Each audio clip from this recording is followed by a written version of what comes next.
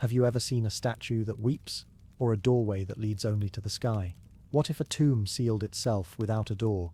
Welcome to Unearthed Secrets, where history refuses to explain itself. We uncover the strangest mysteries archaeology has ever left behind. Don't forget to like, subscribe, and share where you're watching from, and what time it is right now. Let's begin. The stone faces that cried red tears. Have you ever stood in a place so still that the silence feels older than the stones around you? High on the wind-brushed altiplano of Bolivia, where clouds skim the earth like lost ships searching for shore, there is a field of carved faces no one truly understands. Faces worn not just by weather, but by time, by grief, and perhaps by memory. This place is called Tiwanaku, a name spoken gently by the locals, and never for too long, because here the stones weep. They call them the stone faces that cried red tears. They are ancient, eroded, silent, but something about them refuses to rest. Some say it's the iron-rich rain that runs down from the nearby highlands, leaving rust-colored streaks beneath the eyes of these statues. That's the scientific explanation, anyway. A chemical coincidence. Iron water, porous stone. But others, those who live nearby, those whose grandparents warned them not to visit the ruins after dusk, they say something different. They say the statues cry because they remember, not in the way people do, but in the way stones sometimes do, quietly, without sound, without movement, just tears. The site of Tiwanaku doesn't feel like a city, not in the way we imagine them. There are no towering pyramids like Egypt, no crowded plazas like Rome. Instead, there's a feeling of things missing, gaps, spaces, buildings that once stood but are now nothing more than indentations in the earth, pathways that end in the open air, walls built for a structure that vanished. What remains are the monoliths, the statues. Each face is different, some with long noses and narrow eyes, some with wide mouths frozen in a silent shout. Others look almost inhuman, as if they belong to something else entirely, something that walked before us, or beside us, or beneath us, but not anymore. Among them is one that stands alone, not the biggest, not the most ornate, but the one people talk about the most. The locals call it Iluku, which means the one who saw. Iluku has wide eyes, too wide, and slightly turned, as if trying to see something behind it, or something above. The mouth is neither smiling nor frowning, it's just open, a soft O shape, waiting, maybe, to speak, or to listen. The tears beneath Iluku's eyes are the darkest of all, deep, rusted red, sometimes near black. They run from the corners, down across the cheeks, onto the neck, and past the base, soaked into the ground below. And here's what's strange, it doesn't happen after rain. The stains appear during dry spells, on days when the wind doesn't blow, on nights when even the dogs are quiet. Some archaeologists have stayed to observe, watched it for hours. Nothing. Then they'd turn away for a moment, just to drink water, or rest their eyes. And when they looked back, the tears had returned. It's always the same statues, and always when no one is watching. In 1926, a German explorer named Herr Steinmacher visited the site. He was a quiet man, more interested in geometry than myth. He measured everything. The angle of the stones, the orientation of the gates, the weight of the monoliths.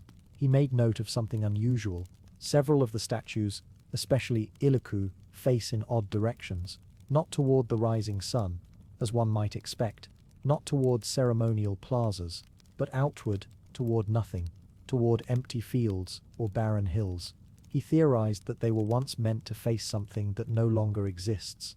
An observatory, perhaps, a temple, a celestial marker, or something that moved. In his journals he wrote, "There is a feeling of disconnection here, as if the eyes of these statues long to look at something they have lost. They are not expressions of power, they are expressions of absence." That same year, he disappeared while hiking alone in the Cordillera Real. Only his journal was found, tucked beneath a rock. The last page was torn. Some say the ink was smudged, as if tears had fallen on it. In the 1980s, infrared scans of the area were conducted by satellite.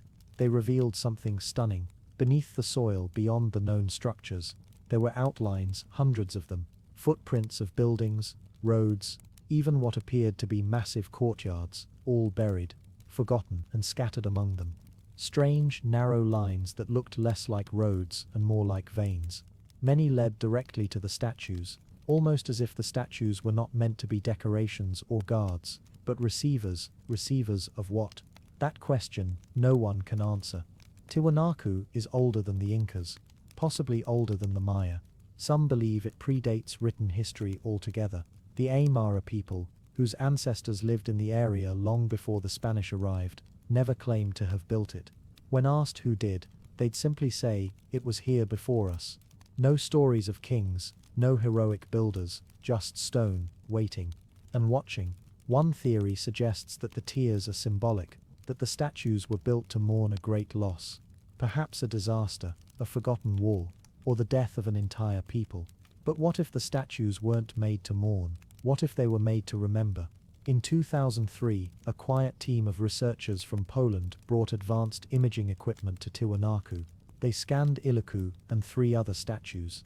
Their goal was to detect internal composition, to look for signs of hollows, tool marks, or core fractures. Instead, they found something unexpected. Tiny channels, no more than 2 millimeters wide, running from the top of the head to the inner surface of the eye sockets. Too narrow for carving tools, too precise to be natural, capillaries, like veins. Inside stone, they traced the channels downward. Some ended near the jaw, others deep in the torso, a few went all the way to the feet. It made no sense, unless the statues weren't meant to be still, unless at some point they were meant to move.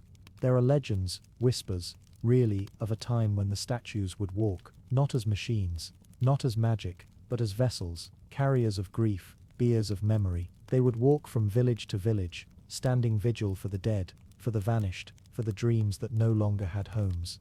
And then they would stop, turn to face the sky, and weep. Iluku stands alone now. The stone around it has eroded. The earth beneath has shifted, and yet it never falls. Some say if you stare into Iluku's eyes for too long, you'll start to feel things that aren't yours. Memories, images, feelings of waiting, of watching. Some tourists describe the sensation of being seen, not watched. Seen, known. A guide once claimed that Iluku whispered to him, just one word. Still, he didn't elaborate. At night, when the moon is full and the wind drops low, Tiwanaku changes. The silence thickens. The air becomes dense like walking through water, and that's when people hear it. A soft tapping, like drops falling on stone. The statues are dry, the sky is clear, but still, there's the sound. Drip, drip, drip. No source, no explanation, just the rhythm of tears. Some scientists now believe that Tiwanaku was not a city, but something else. A kind of temple field, a place not for the living, but for the remembering. The placement of the statues, the angles, the materials, all point to intention, but not a practical one, not a kingdom, not a fortress, not even a tomb. Something more abstract, a machine for memory. One researcher called it a resonance garden, where grief echoed in stone, and time, somehow, stood still. Every year, on the winter solstice, the sun rises directly through one of Tiwanaku's stone gates, the gateway of the sun. It's the only time of year when the shadows fall just right.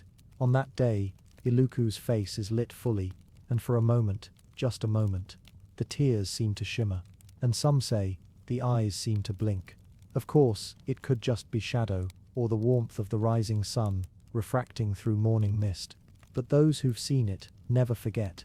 In the nearby town, an elder woman keeps a small shrine, not to saints, not to gods, to Iluku. She places a fresh bowl of water beneath a stone carving each morning. She says the tears need somewhere to go, that if they are not collected, they return to the earth, and wait for what? She won't say, only that memory has weight, and that Tiwanaku still carries too much. Today the site is visited by tourists, school groups, drone pilots, researchers with laptops and sensors, and still, Iluku stands. Still, it watches. Still, it weeps. Not always. Not for everyone. Only when no one is looking. The mystery remains. No paper has explained the channels inside the statues. No experiment has recreated the specific pattern of the tears. No legend has tied it all together. But maybe it's not meant to be explained. Maybe Iluku is doing exactly what it was always meant to do. Stand, watch, remember, and when the time is right, cry. The tomb that sealed without a door. It began in the dry earth of western China, where the sands curl up like sleeping dragons, and the wind scrapes across stone with the same patience it's held for thousands of years. In a valley that doesn't appear on most maps, beneath a low ridge of brittle hills and fading brush, the archaeologists uncovered something they hadn't expected. They had been digging for a lost grain storage depot from the Han dynasty, nothing spectacular, merely practical, but instead, the shovels struck stone, polished, smooth. In the middle of nowhere, it was too deliberate to be a natural formation, and too perfect to be a ruin. No tool marks, no rubble, just an oblong sheet of sandstone, lying flat like the lid of a chest that had never been opened. At first they thought it might be the roof of something, the ceiling of a storage cellar or collapsed dwelling. But there were no cracks, no sunken corners. It had no sign of disturbance, no entrance, and no seams. The stone responded strangely to sound. When tapped with metal, it didn't ring the way stone should. It didn't echo. It absorbed the noise like a sponge. Even in the wind, it remained mute. No whistling, no rattling dust. Just silence, and the increasingly odd suspicion that it was waiting. It was only when satellite imaging was consulted that the true shape was discovered. Buried beneath the hillside was a symmetrical chamber-like structure, measuring 9 meters in width and almost double in length.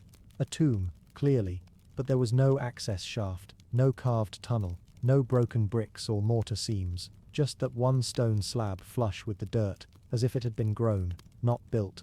The team's lead archaeologist, Professor Wei, hesitated to call it a tomb at all. It seemed more like a sealed chamber, and yet the structure aligned perfectly with Han Dynasty funerary layouts, orientation to the stars, the direction of the yellow dragon, and subtle alignment with winter solstice light. Someone, over 2,000 years ago, had gone to extraordinary lengths to place something, or someone, inside a stone chamber, and then made sure it could never be opened.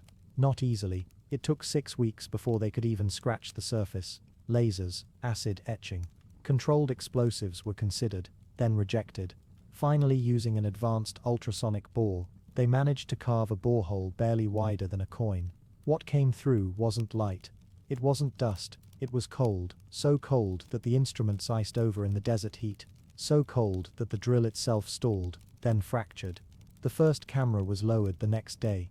At first the feed showed only darkness, then dim reflections, carved surfaces, curves, not corners.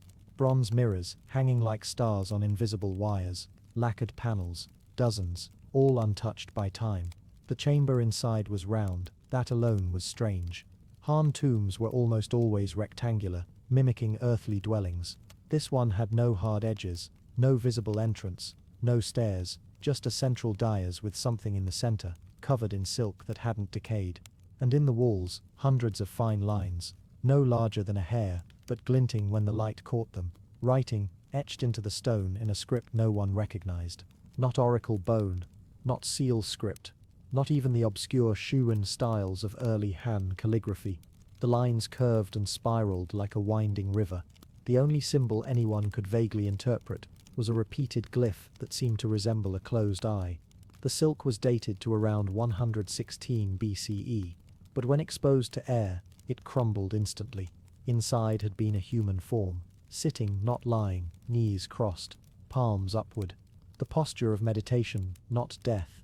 A mask of gold covered the face, thin, featureless, almost modern in its simplicity.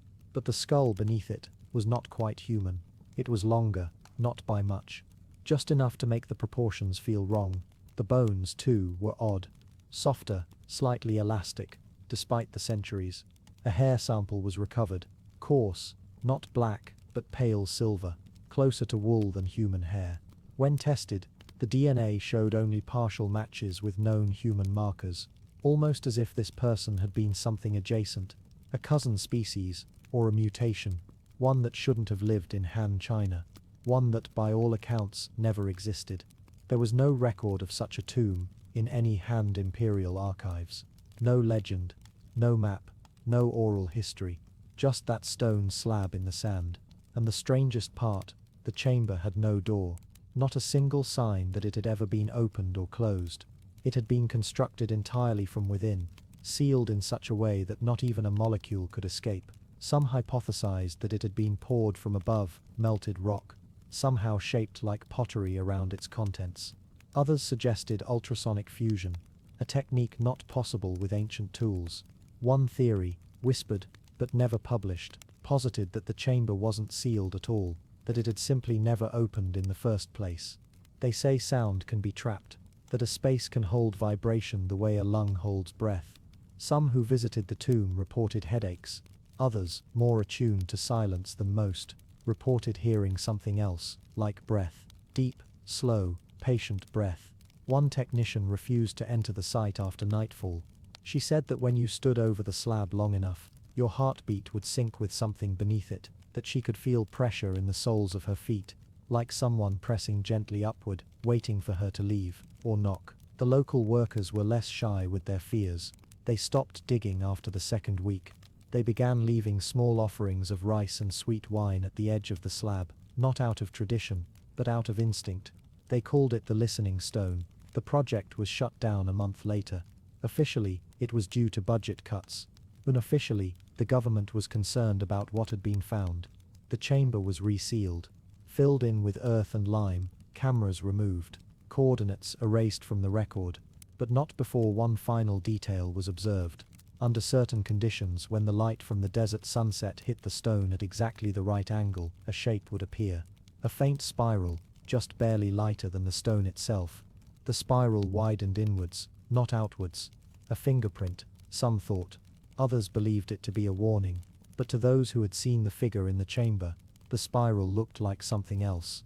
A lock, not a mechanical one, but symbolic. The kind of lock that doesn't keep people out, but keeps something in.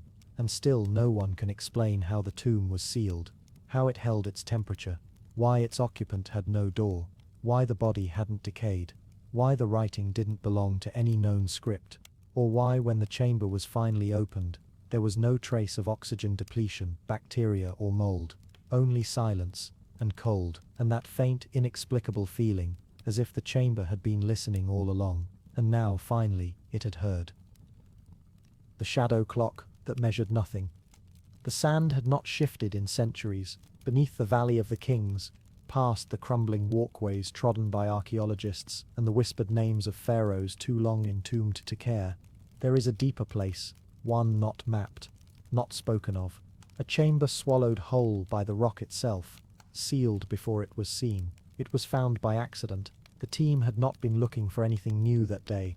They were there to document the old, the fading inscriptions, the chipped pigment still clinging to sandstone walls. But one of them, a quiet woman named Dr. Lena Salawi, noticed something odd, a fissure behind a forgotten panel in a lesser-known tomb.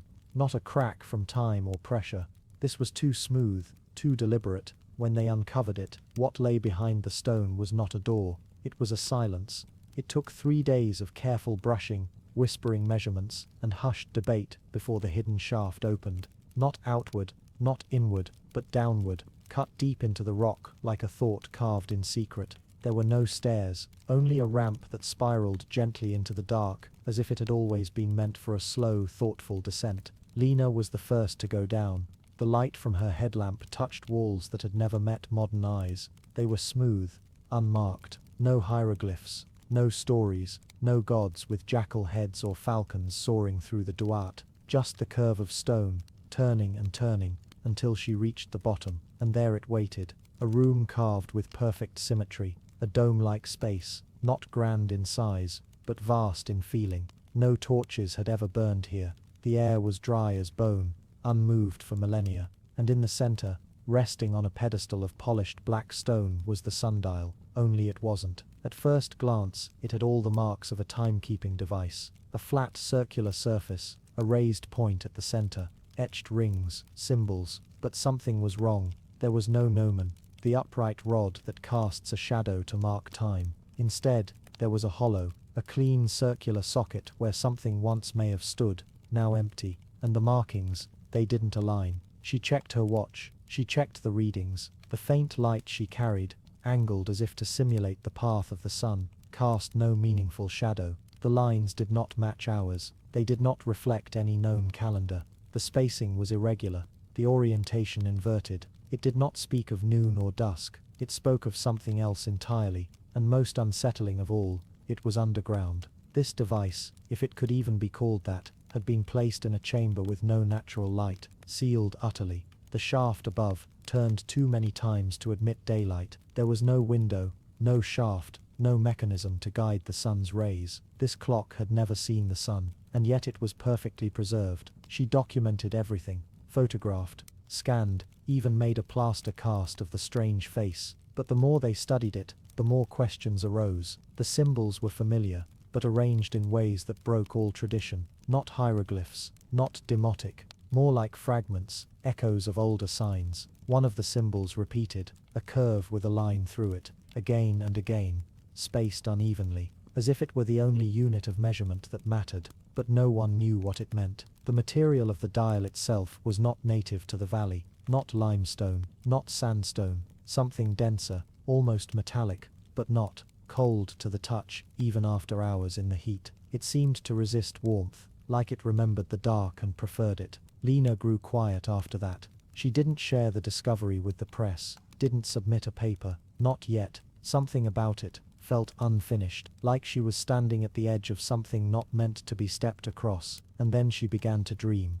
At first, simple images, a beam of light crawling across stone, shapes moving in silence, a soundless hum that echoed through rock, but then they grew more vivid. She saw hands, ancient hands, arranging stones in a circle, not for worship, not for the sun, but to measure something else. Shadows, yes, but not cast by daylight. These shadows moved without light. They slid across the dial in patterns unrelated to ours. They spiraled, they pulsed, they repeated. Every 7 days. 7.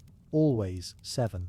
When she returned to the chamber, she brought instruments, tools to measure vibration, heat, magnetism, anything. But the room was inert, still as death. Yet something had changed. The air felt thinner, as if the space was breathing. Not quickly, not often, but with long, deep intervals of stillness broken only by the faintest pulse, like the pause between two heartbeats. She tried something desperate. She turned off her light. Pitch black. She waited. And after what she later swore was 7 minutes, she saw it. Not light, not exactly, but a shimmer, a faint outline, as if the dial itself remembered the sun, even in the dark. The symbols began to glow, not brightly, but with a soft internal gleam like dying embers long buried. The curve with the line. It pulsed, once, then again, then silence. A pattern perhaps, but too slow for the human mind to track in the moment. She had to record it, watch it sped up, and when she did, the pattern emerged. It mimicked a heartbeat, but not human, slower, older, relentless. Like the breath of the earth itself, she presented the data to a closed group, other researchers, experts in forgotten math, symbolism, chronology. The consensus? It was a clock, yes, but not for time. It measured something deeper, change. One scholar, a nervous man from Prague, suggested it tracked geological cycles. Another insisted it mapped celestial drift, not of the stars, but of something hidden. And one woman, older, soft-spoken, said only this: it's not a sundial, it's a shadow dial, but not of this sun. And that silenced the room, because something about it felt true. The chamber was closed after that, officially sealed for preservation, unofficially sealed for fear. Lena left the valley soon after. She returned to Cairo, then vanished entirely. Her journals, however, remained, quiet records of one woman's unraveling certainty. She had written on the final page a single phrase repeated 7 times: the shadow does not follow the sun follows the shadow. What could that mean? Was the dial created by hands that had seen more than daylight? Was it meant to wait, to observe something slow and terrible in its precision? There are stories, whispered by old workers on the dig sites, of other such chambers, buried deeper still, hidden beneath older tombs, where light cannot go, where time itself twists like a current. And some say the pharaohs knew that their placement in the Valley of the Kings was not just for honor or grandeur, but proximity. To what? To the great measure, to the slow rhythm of a deeper shadow, one that does not need a sun to move. And if that shadow was being tracked, it meant something was expected, not soon, but inevitably. a turn in the dark that would cast its own kind of light. Not warm, not bright, but true. The kind of light that reveals not what you wish to see, but what has always been waiting, still, patient, ticking, silently, beneath the sand. The pyramid with no purpose. They called it a pyramid because they didn't know what else to call it. It rose from the forest floor in a series of wide, flat steps, cut from the same grey volcanic stone that peppered the valley for miles in every direction. From a distance, it resembled dozens of other Mesoamerican pyramids. The shape was familiar. The angle of ascent, the symmetry of sides, even the jungle had curled back from its base, as if in silent reverence, just as it had done at the great temples of Tikal, Palenque, or Chichen Itza. But this one did nothing. No bones had been found inside, no offerings, no carvings, no fire pits, no water channels, no murals, no glyphs, no hidden passageways, and not even a single ceremonial object. It had no temple atop it, no chamber within, only stairs, long, uneven stairs, leading up and up to a flat, featureless platform. A view, perhaps, but of what? It wasn't aligned with the stars, it wasn't aligned with the solstices, it didn't point toward the mountain, or the river, or the sunrise, it pointed toward nothing in particular. It just sat there, 100 tons of stone, deliberately stacked, perfectly shaped, precisely leveled, and absolutely purposeless. At least, that's what the archaeologists said. The locals, those whose ancestors had lived in the valley since before the pyramids with names, did not agree. They didn't call it a pyramid. They didn't give it a name at all. They only called it the place that remembers nothing, and they never went near it. The first modern record came in the margins of a Spanish monk's journal from the 1600s. He had written of a structure in the jungle, a temple with no altar, no image, no threshold. He noted its steep stairs and strange loneliness. He marked its distance from other known sites, and described how the birds refused to land on it. It was passed over by later explorers, dismissed as a natural formation or misidentified hill. It didn't appear on any serious archaeological survey until the 1970s, when satellite imagery revealed the sharp geometry hiding beneath the tree canopy. A research team arrived with machetes and field journals. They expected to uncover a forgotten temple, or the base of a city, or a minor satellite to a greater religious center. They found stairs, 72 steps up the southern face, terminating in an empty flat space. The stones were clean, too clean, not polished, just blank. No signs of weathering, no carvings eroded with time, no lichen clinging to shadows, just massive, undecorated blocks fitted without mortar. The strangest part wasn't what they found, it was what they didn't. No pottery shards in the soil, no fragments, no beads or bones, no ash, no charcoal. The earth around the structure was eerily sterile, as if it had been swept clean. One archaeologist remarked that even the ants avoided the base. In the years that followed, dozens of experts examined it. They studied its dimensions, compared the stonework to regional styles, carbon dated the surrounding routes. They argued over which culture might have built it. It didn't fit the Olmec pattern, or the Maya, or Zapotec, or Toltec. The construction style was older, cruder in some ways, but also strangely deliberate. The seams between the stones were knife-thin, some of the cuts curved, following the subtle warping of the land beneath as though preempting earthquake stress. There was no writing, no inscriptions, but the layout, the way the pyramid's four sides subtly bowed inward, was unnerving. Standing at the base, the steps seemed to lean toward you, not inviting, not imposing, just watching.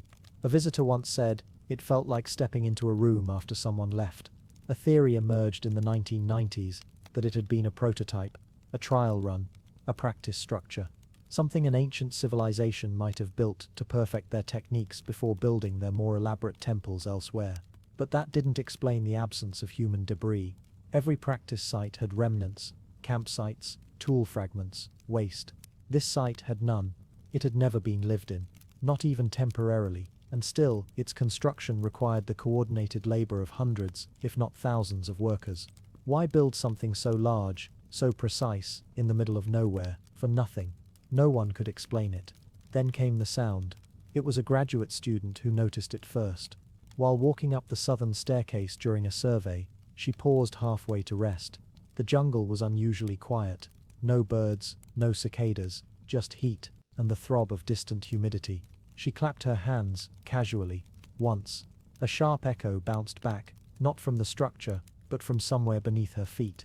The echo had a strange timbre, not like stone, not like air. She did it again. Clap, pause, echo, clap, pause, echo, clap, pause, echo. It didn't match her rhythm. It came late. It came warped. The pitch was lower than it should have been. Other team members joined her, and they repeated the experiment. Eventually they brought sound equipment. They tested tones, measured reverberations. Something beneath the stairs was returning the sound, not like a cave, but like a chamber full of liquid. But ground-penetrating radar found no void, no tunnel, no chamber. The interior of the pyramid was solid stone, layered, dense. Yet the echo remained. One scientist described it as the memory of a sound that was never made. Locals had their own thoughts. They said the pyramid wasn't built. They said it surfaced. That one day, generations ago, the earth had trembled and the ground had risen like dough. And when the dust cleared, the pyramid stood where there had only been trees. Of course, geologists rejected this. There was no evidence of uplift. The stone matched the region's volcanic bedrock, but the layering showed it had been cut and placed, not erupted or pushed. And yet, no quarry could be found nearby. In 2006, a university-sponsored expedition spent 2 weeks at the site with permission from the Mexican Institute of Anthropology. They used LiDAR scans, microgravity sensors, and soil analysis to create the most detailed profile yet. The scans revealed something strange. Directly beneath the center of the pyramid, at a depth of about 12 meters, was a circular anomaly, perfectly symmetrical, denser than the surrounding stone. Not a void, not metal, but different. The object was buried beneath layers of rock that had no seams, no tunnel led to it. It couldn't have been placed there after the pyramid was built, which meant the pyramid had been built around it. But to what end, no one knew. They tried to drill. They were denied. The site was declared culturally sensitive and closed to further invasive study. No one touched it again. In recent years, the pyramid became a footnote in journals, a curiosity, a minor anomaly, a structure with no context, no datable artifacts, no cultural identifiers. It was called enigmatic, atypical, non-conforming. But on certain nights, when the mist coils low around the jungle floor and the stars glint behind thin cloud, hikers still say they hear something. Not voices, not footsteps, just a rhythmic pulse, low, sub-bass. Like a heartbeat too big to belong to anything alive. It's soft enough that you question if you heard it at all. But it comes in threes. Thump, thump, thump, always from the direction of the pyramid. Never from within it, as though the sound is traveling, not from the structure, but toward it, like an answer. Some scholars suggested the pyramid was a marker, a sign, a monument built to designate something unseen, rather than commemorate something known. But if that were the case, the monument told no story. It bore no names, no warnings, no praises. It had no top, no altar, no roof, just steps, leading to a view of nothing. Satellite imagery from 2021 revealed an unsettling pattern. Across a radius of about 40 kilometers, researchers identified faint, weather-eroded mounds that shared similar dimensions and orientations. Most were buried beneath jungle canopy. A few had been paved over by villages or plantations. When plotted, the mounds formed a spiral, not a perfect Fibonacci spiral, but close enough. At the center of the spiral was the pyramid. But here's what puzzled them. The spiral's arms were too long, too wide, too deliberate, too recent. Some of the outermost mounds included 19th century burial sites, even a colonial-era chapel, meaning the spiral, if it was intentional, had been expanding long after the original pyramid was built, almost as if it were growing, not by design, but by attraction. What then did the pyramid do? If it was not a tomb, not a temple, not a watchtower, or a palace or a calendar, then what was it? One quiet theory published in an obscure journal described it as a resonance chamber, not for sound, but for thought. It proposed that the structure had been placed above a natural anomaly in Earth's electromagnetic field, that the spiral around it, the strange cleanliness of its site, the acoustic oddities, were all side effects. Side effects of a tuning fork, not for humans, not even for gods, but for the Earth itself, like a pin dropped into a wound, not to heal it, not to harm it, but to remember it, to anchor something. One elder from a nearby village, when asked about the pyramid, gave an answer that was later translated 3 times and still lost much of its weight. He said the place that remembers nothing wasn't for us, that it wasn't meant to be found or climbed or questioned, that it wasn't a place to go, it was a place to stay away from, not because it was dangerous, but because it was asleep, and some things, when you call them purposefully enough, might remember what they were built for. The copper scroll that lists no places we know. There is a scroll. It does not crack like ancient parchment, nor crumble like forgotten leather. It will not fall to dust between the fingers of time. It is not soft, it is not fragile, it is metal. Copper, beaten thin as paper, etched with mystery, and rolled into a scroll that no scribe ever meant to read aloud. When it was found, it was alone, not inside a temple, not on an altar, not even beside the delicate scrolls that once told the laws of gods and men in the caves above Qumran.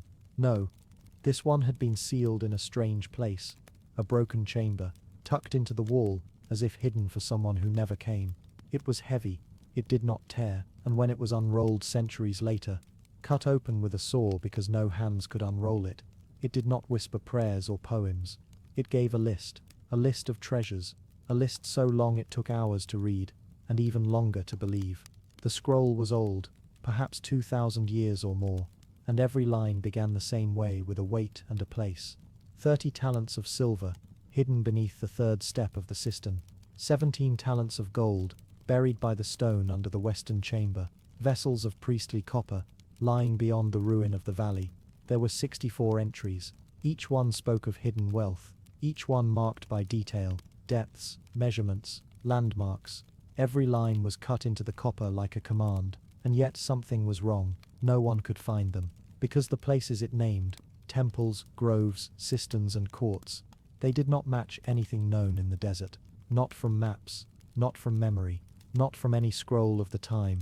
Even the names, which sounded clear, seemed not to belong to anything that had lasted. They were like shadows cast by vanished buildings. It was as if the scroll were written for a different world, and that is how the mystery began. No ordinary scribe had made it.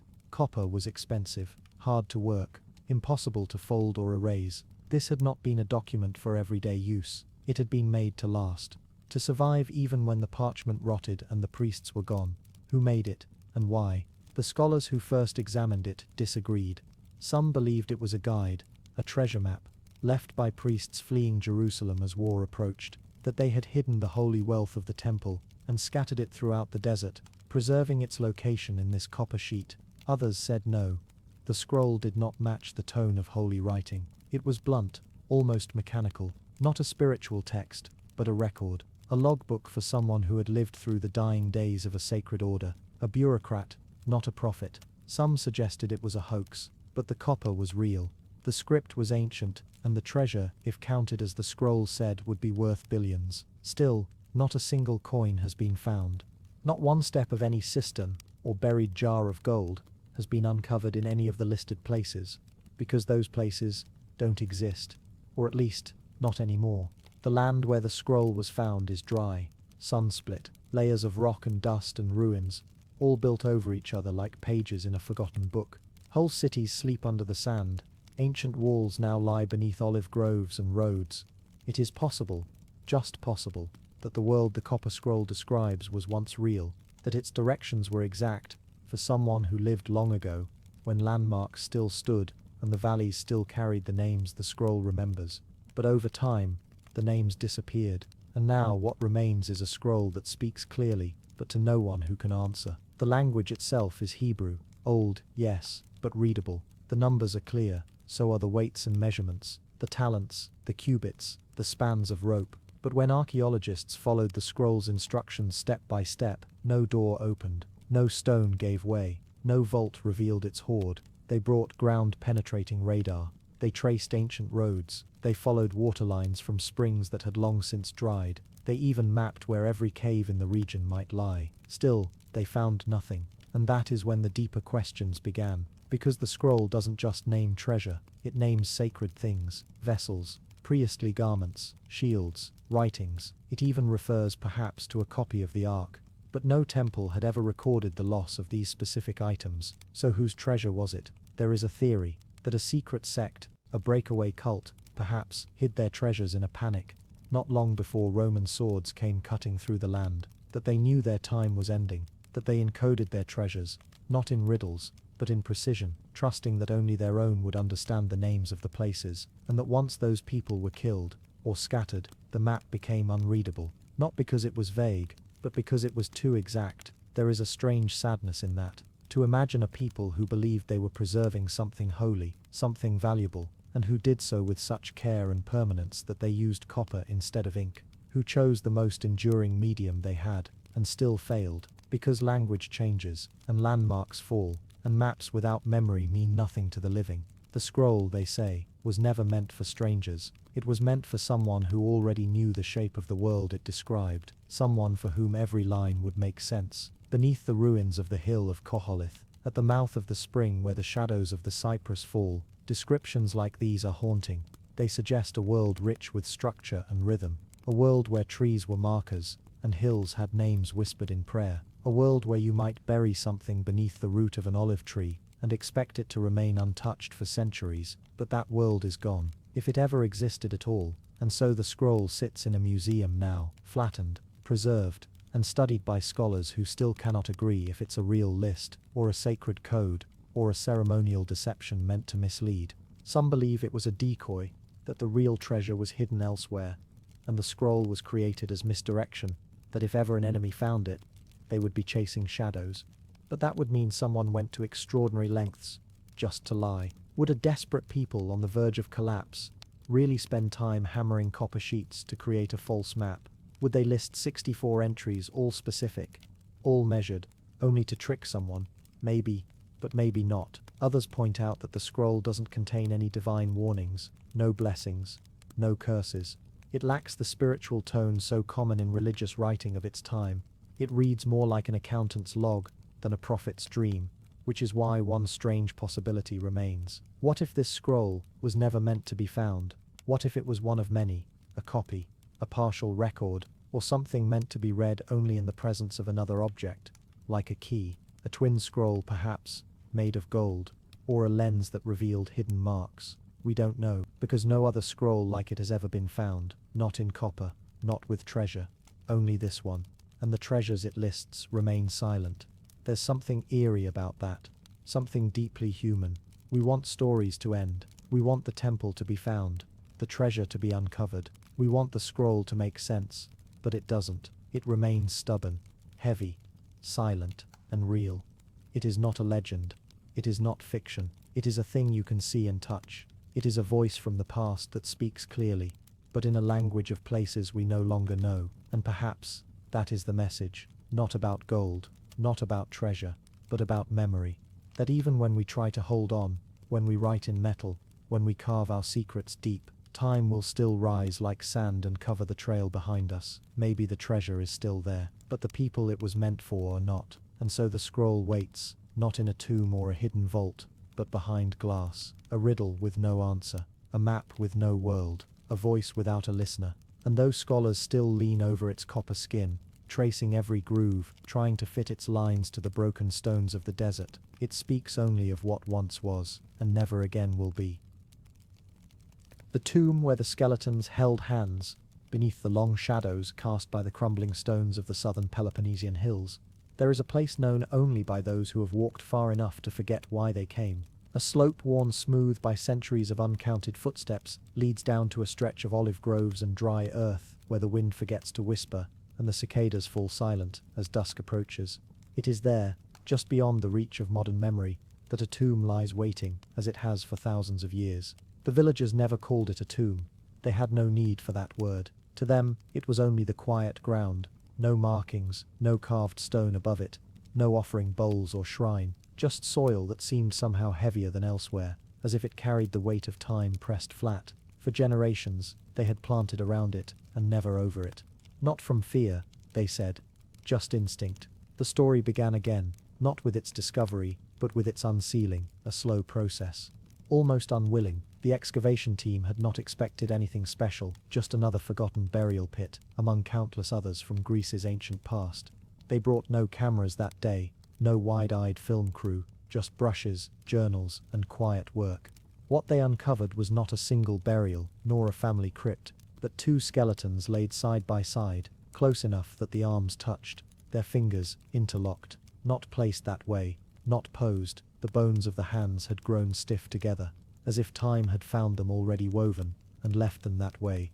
No gold, no weapons, no grave goods, no markers, just two souls who had somehow come to rest here, locked in silence. The position was strange. Burial customs in that region and era, if it was the Bronze Age as early analysis hinted, did not allow for such arrangements. Graves were for the honored, the powerful, or the sacrificed. Bodies were curled, sometimes bound, or scattered with offerings, but these were not honored, not royalty, not even remembered.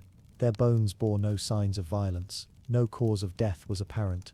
They had simply stopped. Stranger still was the tomb itself, or the absence of one.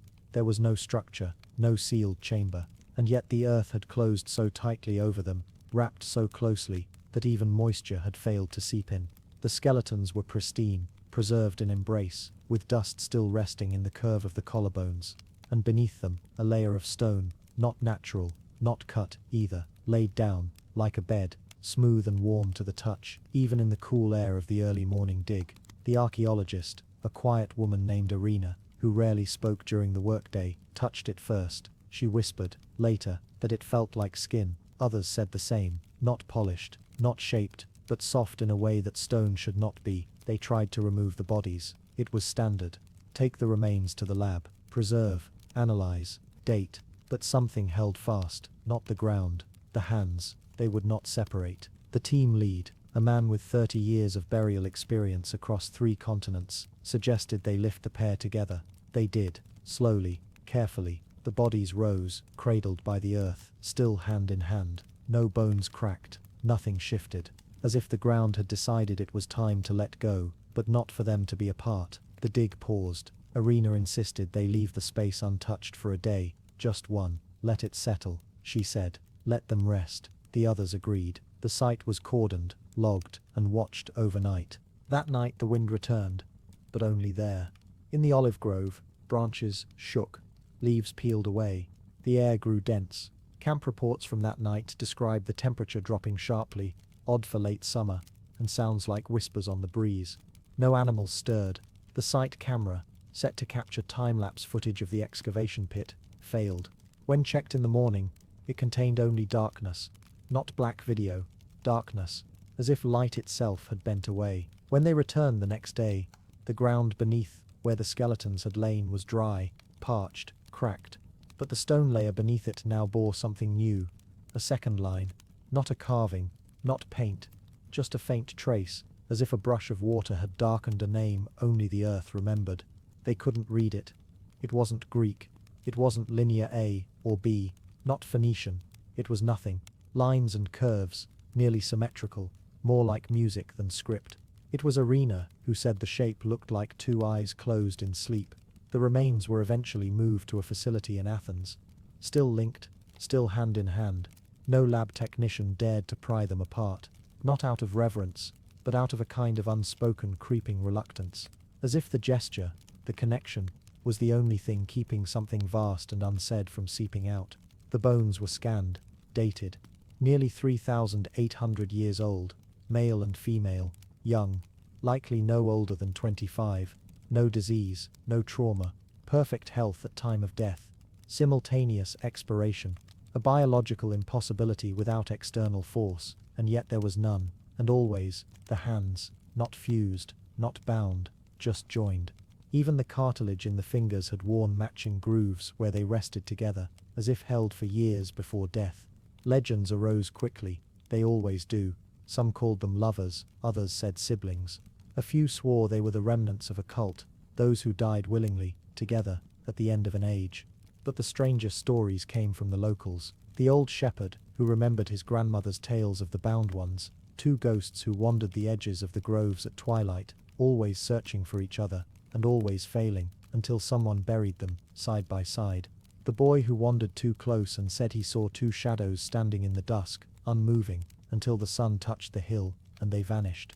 And the woman who lived nearest the grove, who swore she heard quiet breathing outside her window each midsummer's eve, deep, slow, like 2 people asleep just beyond the wall.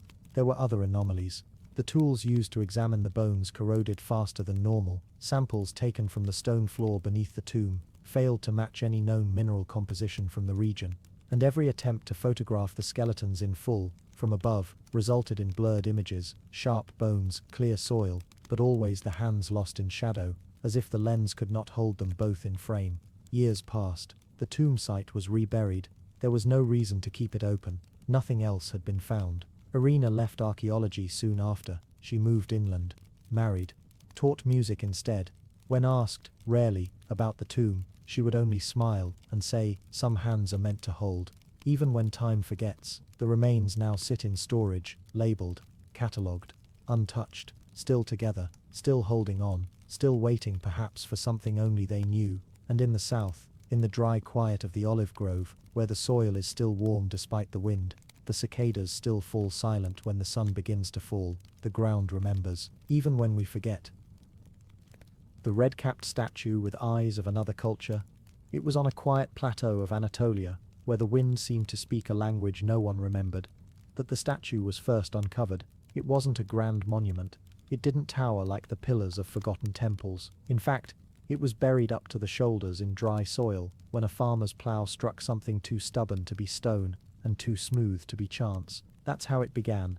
The discovery of the red-capped statue. It sat, alone, in a dip in the land, no map named, beneath a sky so pale it sometimes felt as though the world had been drained of color. The statue wore a cap the color of dried blood, not paint, not pigment, but stone itself, a deep crimson stone that didn't match anything found in the region. Stranger still were its eyes. No one agreed on them. Some swore they were almond-shaped and slanted, like those seen in East Asia. Others insisted they were wide and round, unmistakably Egyptian. One archaeologist, who had spent a lifetime cataloguing ancient Greek sculpture, said the iris-to-lid proportions matched the artistic traditions of Minoan Crete. The arguments never stopped. But the real question wasn't what culture the eyes belonged to.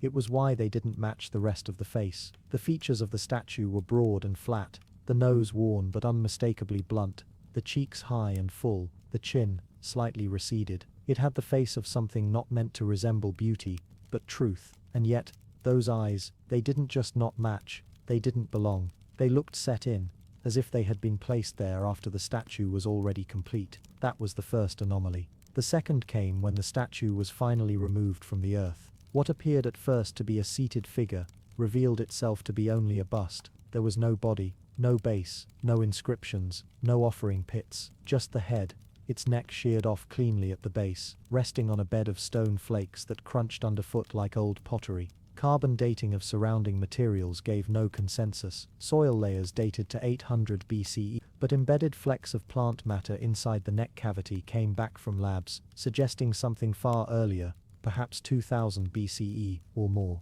The red stone of the cap, unidentifiable. It wasn't from Anatolia, that much was certain. It didn't resemble marble, basalt, or cinnabar. It had no match on record. And that was where the questions grew, because the statue wasn't alone. Weeks into the excavation, another was found nearby, buried fully this time, beneath collapsed sediment and fractured limestone. This one had no head, but its torso had not eroded in the same way. There were remnants of engravings on the chest, like robes with elaborate drapery and faint etchings of animals, creatures no one could identify. One looked like a long-beaked jackal, another, a serpent with two tails. They didn't match local mythologies, and the torso was oriented away from the red-capped bust, as if it had once looked elsewhere, before it was decapitated. Theories poured in. Some called it a convergence site, a place where cultures met and fused. Others argued it was a hoax, an amalgam of parts made to look ancient but cleverly assembled from many sources. But the mineral composition of the red cap didn't match any known quarry, ancient or modern, and the eye sockets of the torso's neck had once clearly held something that was now missing, something perfectly circular, with mineral staining around the sockets that matched the strange black sheen of obsidian, only found in one part of the world, in Patagonia. That couldn't be explained. Patagonia, Turkey, eyes that matched neither face nor soil, and a red cap made of stone that didn't exist on record. Then there were the whispers, not literal ones at first, but when the statue was placed in a museum in Ankara, in a sealed glass case, security footage began to show something off. The camera, one placed to monitor humidity inside the exhibit, would flicker precisely at 2:14 a.m. every night, the same minute. It wasn't power failure. Other cameras in the same wing stayed steady, but for 17 seconds each night, the footage would distort, sound would register a high hum, and the glass surrounding the statue would show signs of pressure, an inward bowing, as if the air had thickened around the artifact. Researchers dismissed it at first, until a night guard reported a sound like a sigh coming from inside the sealed display. He said it was a low breath, one that felt not quite human, not hostile, just tired. The guard didn't return the next night, and then the dreams began. 2 archaeologists working on translating the etchings from the torso fell ill within days of one another, not with any known disease. They simply stopped waking up, feeling rested. They began to dream, night after night, of vast red plains, of shadowy figures watching from the edges of the sky, of a faceless statue whose head rotated, not by motion, but by silence. Every time they blinked in the dream, it had turned closer. They reported these dreams without speaking to each other first. Both described a sound in the dream too, like stone grinding in reverse. It was only when a third researcher, one not connected to the others, submitted an identical account in a separate field log, that the institution began to take notice, and even then, the official statement was vague: fatigue, overwork, psychological mirroring. But someone higher up gave an order: move the statue, so it was moved to a lower floor, a storage archive. It was placed in a room with climate control, in a vault where sensitive relics too fragile for display were kept. The case was updated, more precautions were added, but the camera still flickered. And one morning, when a technician came to recalibrate the light sensors, the red cap was gone.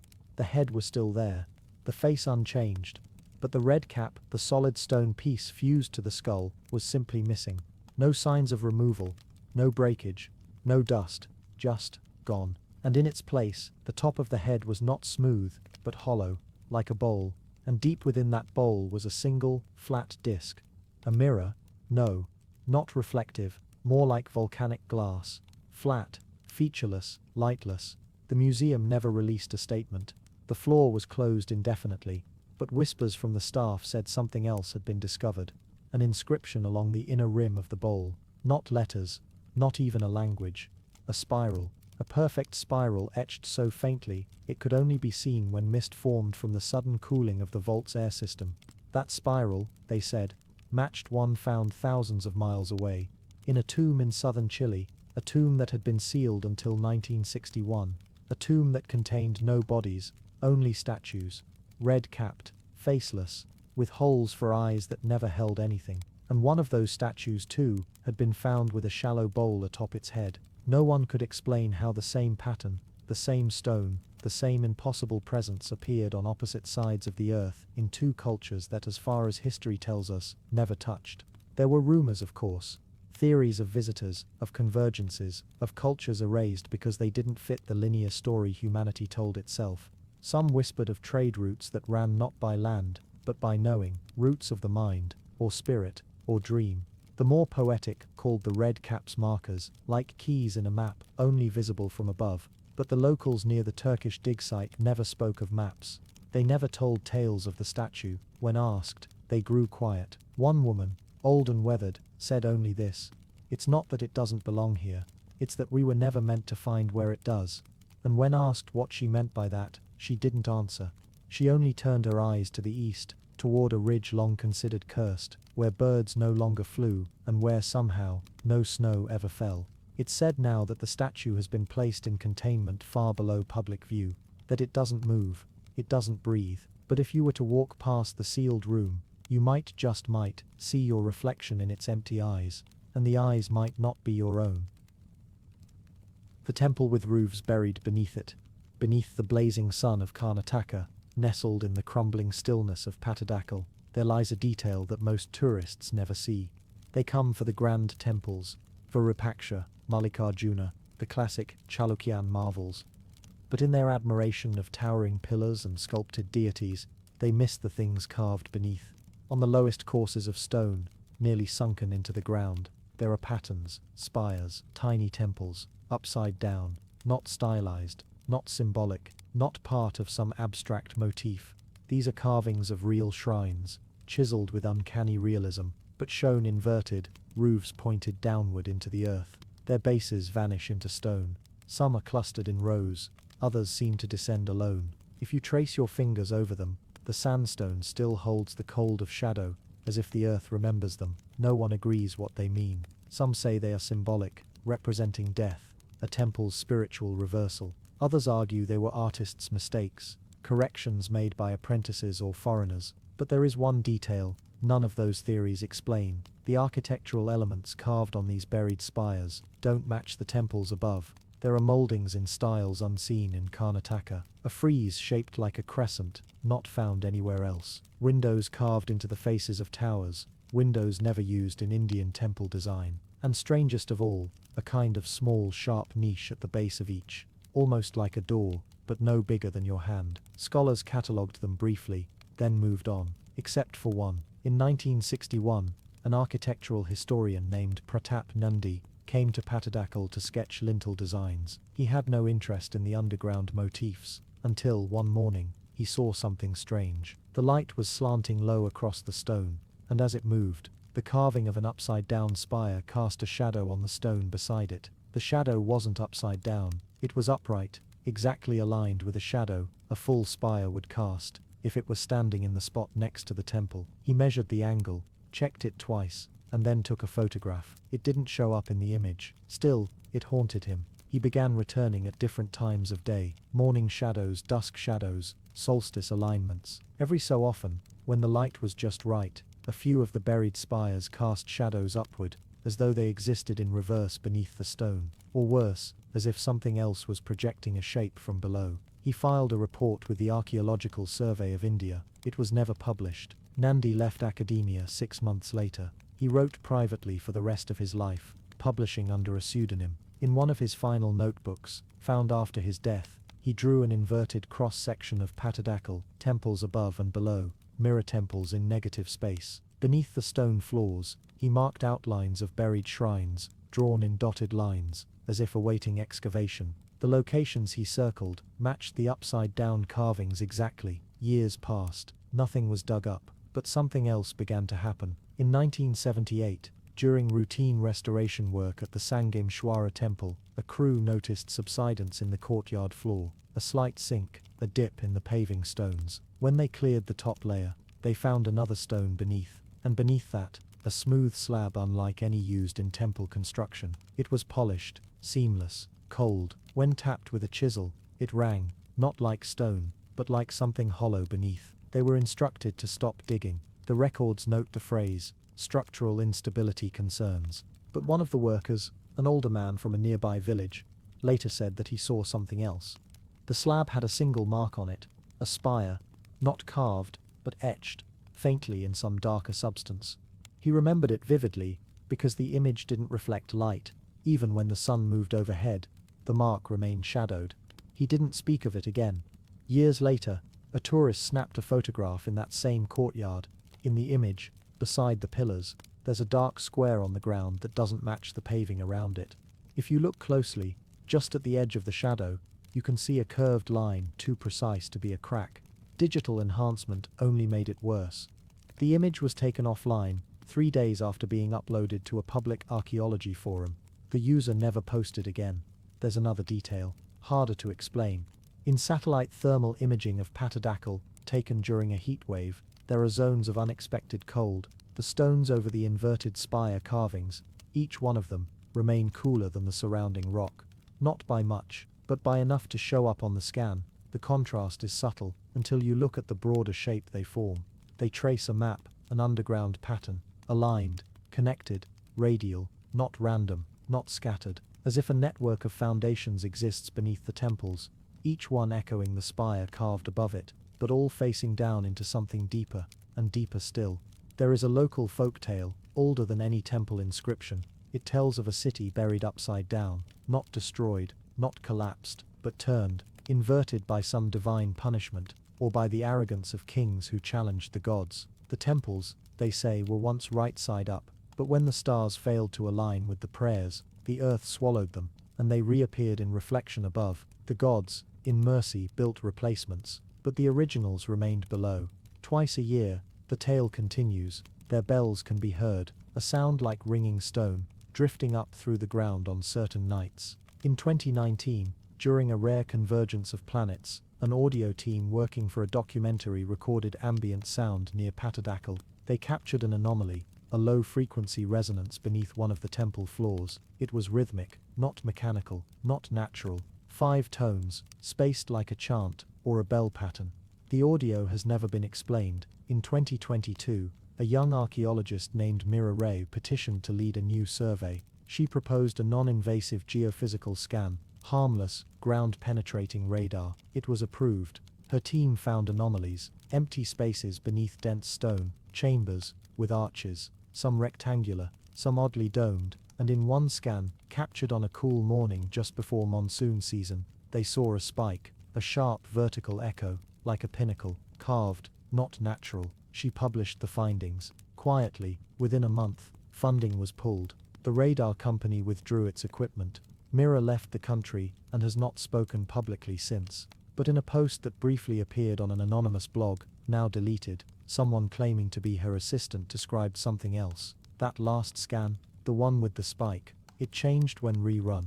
On the second scan, the spike was gone. The void was larger, as if the shape had moved, or been watching. A temple built below, still intact, still casting shadows in reverse, still ringing, deep beneath the earth where light cannot reach, and all that remains above are its reflections, spires carved upside down, where no foot has walked, and no prayer has risen for 1,000 years, unless they never stopped. And we, standing above them, are only halfway to understanding what was ever truly built at Patadackal, or why.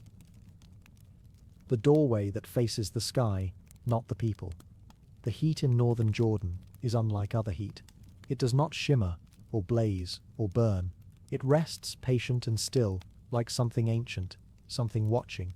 And in the high hills of Kurz, where Roman ruins sleep beneath the sun and vines creep silently over volcanic stone, there is a doorway, one that no one has ever used, one that doesn't open toward anything, or anyone, one that, for reasons no one can explain, faces only the sky.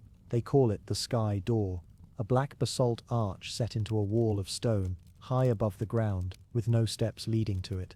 There is no platform, no landing, no scaffolding now or in the ruins below to suggest there ever was one.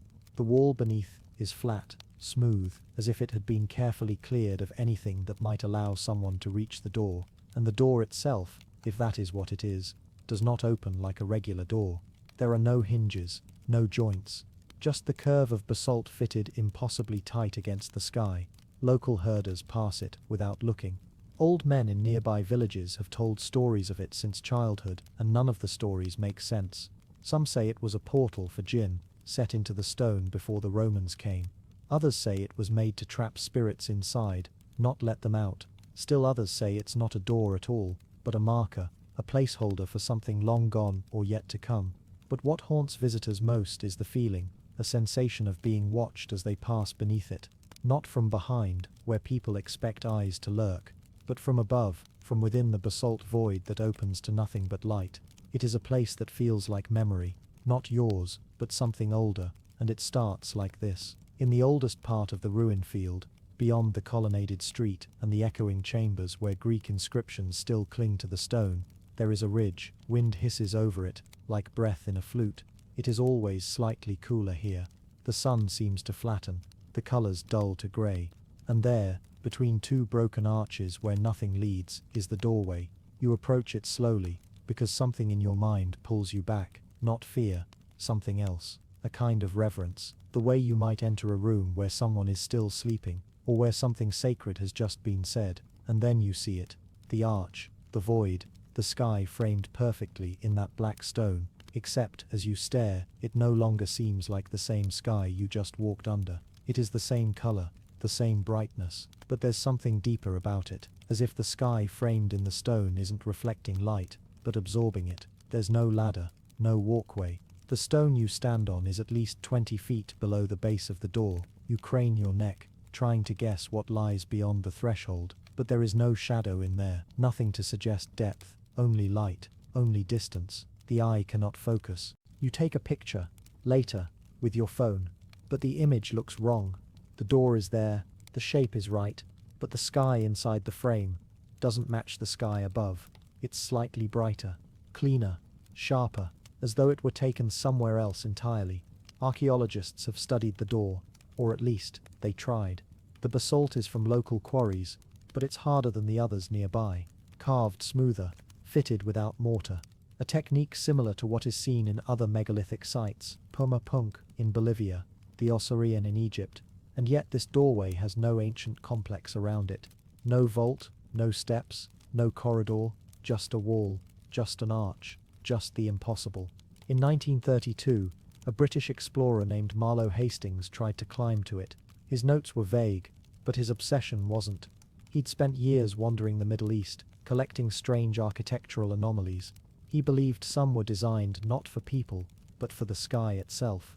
What he meant by that, no one could say, but his journal from Umukays still survives, and one passage is etched with feverish clarity. I reached the threshold with difficulty. There is no seam in the stone. The light changes as one nears. Inside it is not shadowed.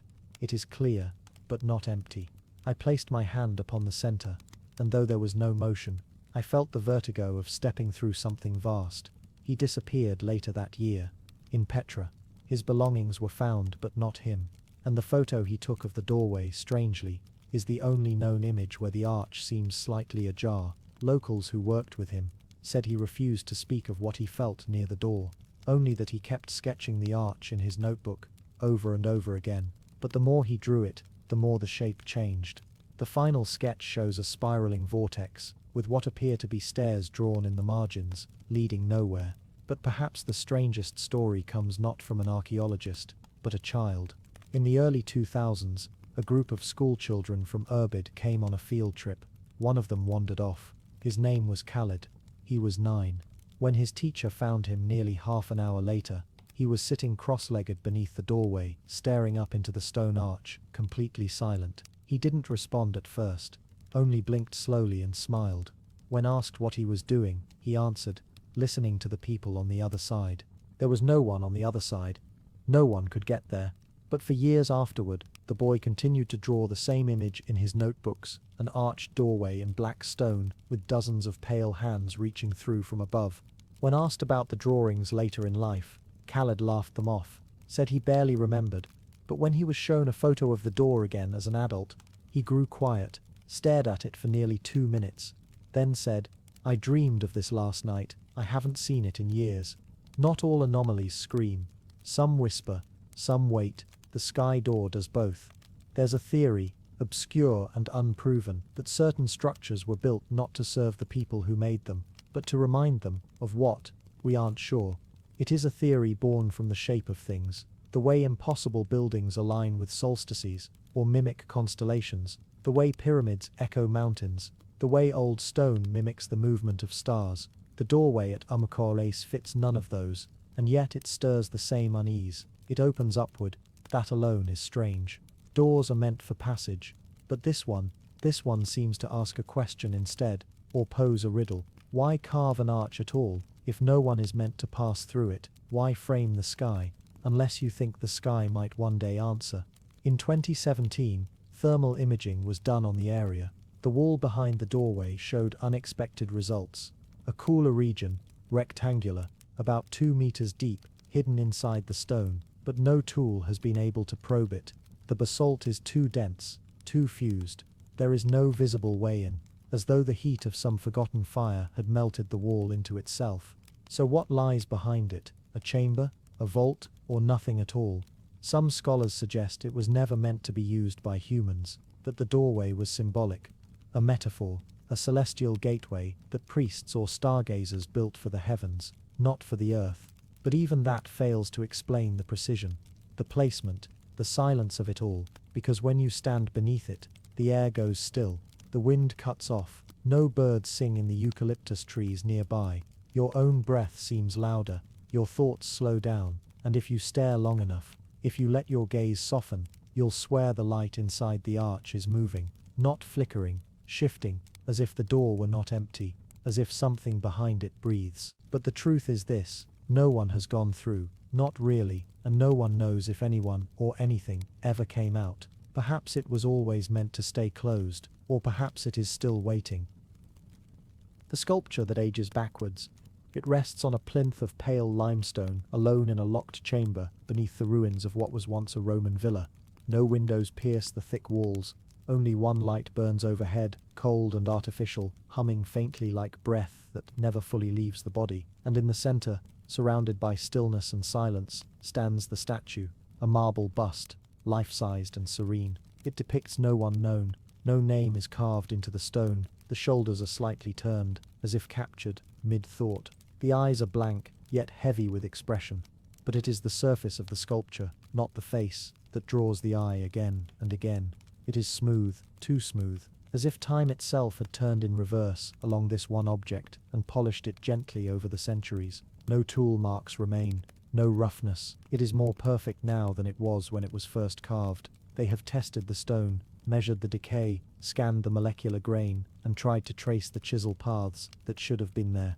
But each year the bust grows finer, smoother, softer to the touch. In one place near the collarbone, what was once a chip has all but vanished. No one understands it. But that is not the only thing, because sometimes, under certain lights, in certain moods, the bust appears different. The curve of the jaw shifts subtly, the lips look newer, less worn. The statue becomes younger, not newer, just less touched by time. They say the man who first found it was a worker clearing rubble from a sunken floor. The villa had collapsed, likely from an earthquake, and in what had once been a subterranean bath chamber, there it was, half buried in dust and stone. He brushed away the dirt and felt its cold cheek beneath his palm. He said it looked at him, not like a person looks at a person, but like something old remembering something young. The bust was removed, cleaned, photographed, but the photos never matched the object. Even those taken within minutes of each other looked different. The contours of the face changed ever so slightly. The shadows were never quite the same twice. At first it was called a trick of light, an illusion of expectation, but decades passed, and art historians began to notice that the statue was undoing itself. One researcher, an expert in marble weathering, measured it every month for 3 years. The nose was growing slightly longer, the cheekbones less hollow, the lips fuller, not dramatically, but steadily. And then one day, the researcher stopped reporting.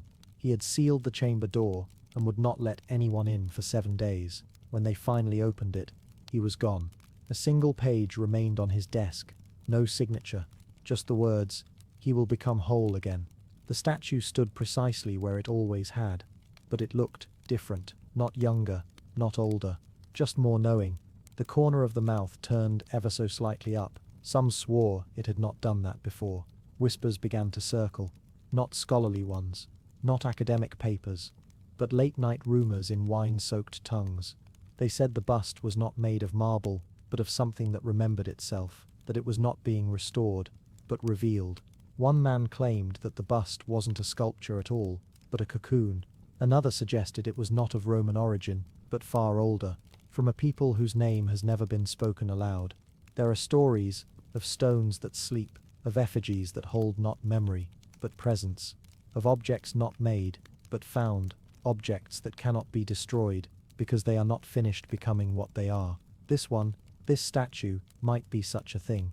Its original location, the ruins of the villa, was closed off after the bust was taken, but before the site was sealed, a few fragments were recovered from the deeper vaults. Among them were shards of wall frescoes, depicting strange figures, part Roman, part something else, elongated faces, mouths closed in contemplation, eyes blank yet alert. One panel showed a man reaching toward a shining oval, an object that glowed without light. Another showed the same man asleep, or perhaps dead, with something emerging from his chest. The fragments were weathered, indistinct, but the bust matched the face, or rather, it matched what was left of the face, because that fresco, like the statue, seemed to change depending on the viewer. A visitor to the museum once stood before the bust for hours. When the guard asked if he was all right, he said only this: he doesn't remember yet, but he will, and still the statue smooths itself. They've tried to replicate the effect. Identical marble placed in similar humidity, temperature and light. Nothing changed. The control samples aged as expected, gathering dust, dulling over time. But the bust continues to undo the centuries. A fine crack that once curled above the brow has entirely vanished. The pupils, unmarked in the original records, now seem lightly impressed, as if someone pressed the round tip of a stick gently into clay. The ears sharpened just a bit more this year. The corners of the eyes deepened. If this continues, what will he look like in another century, or sooner? Some say we are watching the reversal of death, that what was once a statue will one day rise and speak. Others say it is not a person at all, but a warning in flesh and stone, something built to awaken only when certain alignments return to the sky. At the base of the plinth is an inscription, nearly worn away but still faintly legible under ultraviolet light. 3 Latin words, Miminit antiquam factum. It translates, loosely, it remembers before it was made. Some believe it refers to the sculptor's imagination, that the artist dreamed the figure before carving it, but others think the words are literal, that the thing inside the marble remembers something or someone. In a private file never published, one researcher wrote, "We are not the first to find him, we are only the next." That same researcher disappeared in 2003, and the bust grew smoother that year. Those who stand in the chamber too long sometimes report hearing soft sounds, not voices exactly, more like breath or a shifting of weight. The air grows cooler, the lights dim slightly, and the sensation is unmistakable, that something behind the eyes of the sculpture is waking up. Some visitors cry in its presence, not from fear, but from a deep, aching recognition, as if seeing someone they had lost long ago, but could not name. Once, a child wandered into the exhibit by accident. She stared up at the bust and said, "He's dreaming about the fire." When asked what she meant, she only shrugged and said, "He's waiting to remember." In rare moments, tiny flecks of dust lift from the base, drawn upward. The motion is subtle, invisible unless you're watching closely, but it is always away from the floor and toward the bust. What if it isn't time reversing? What if the statue is feeding, not in the way we eat, but in the way a thought grows stronger when shared, the way memory becomes clearer when spoken aloud? Perhaps every gaze sharpens him, every whisper gives him shape, every fear, every doubt, every question polishes the thing beneath the surface. If he is becoming someone, who was he? A priest of a vanished faith, a prisoner of eternity, a vessel for something that needed silence to form, and what happens when he is finished? The museum denies any changes. The official statement reads, "There has been no observed alteration in the sculpture's condition beyond what is typical for preserved marble, but photos don't match. Scans don't align, and no 2 sketches drawn in its presence are ever quite the same." In the oldest archive, one drawing is dated to the early 1600s. It shows the same bust, found in a different villa, under a different name. But the face is older, more weathered. The nose is broken, the eyes are blanker, which would mean, it is not getting older, it's getting younger. Or perhaps more accurately, it is returning. To what? That is what no one knows. But the smoothing continues, and beneath the marble, something waits, something timeless, something that once was stone, and may not stay that way much longer. The tombstone that grows cold at sunrise. It stands alone, half sunken in a blanket of moss and thin, wind-cut grass, far from the village roads and modern maps. A pillar of stone, older than the written word, carved not by iron tools, but by time-slicked hands and long-forgotten rituals.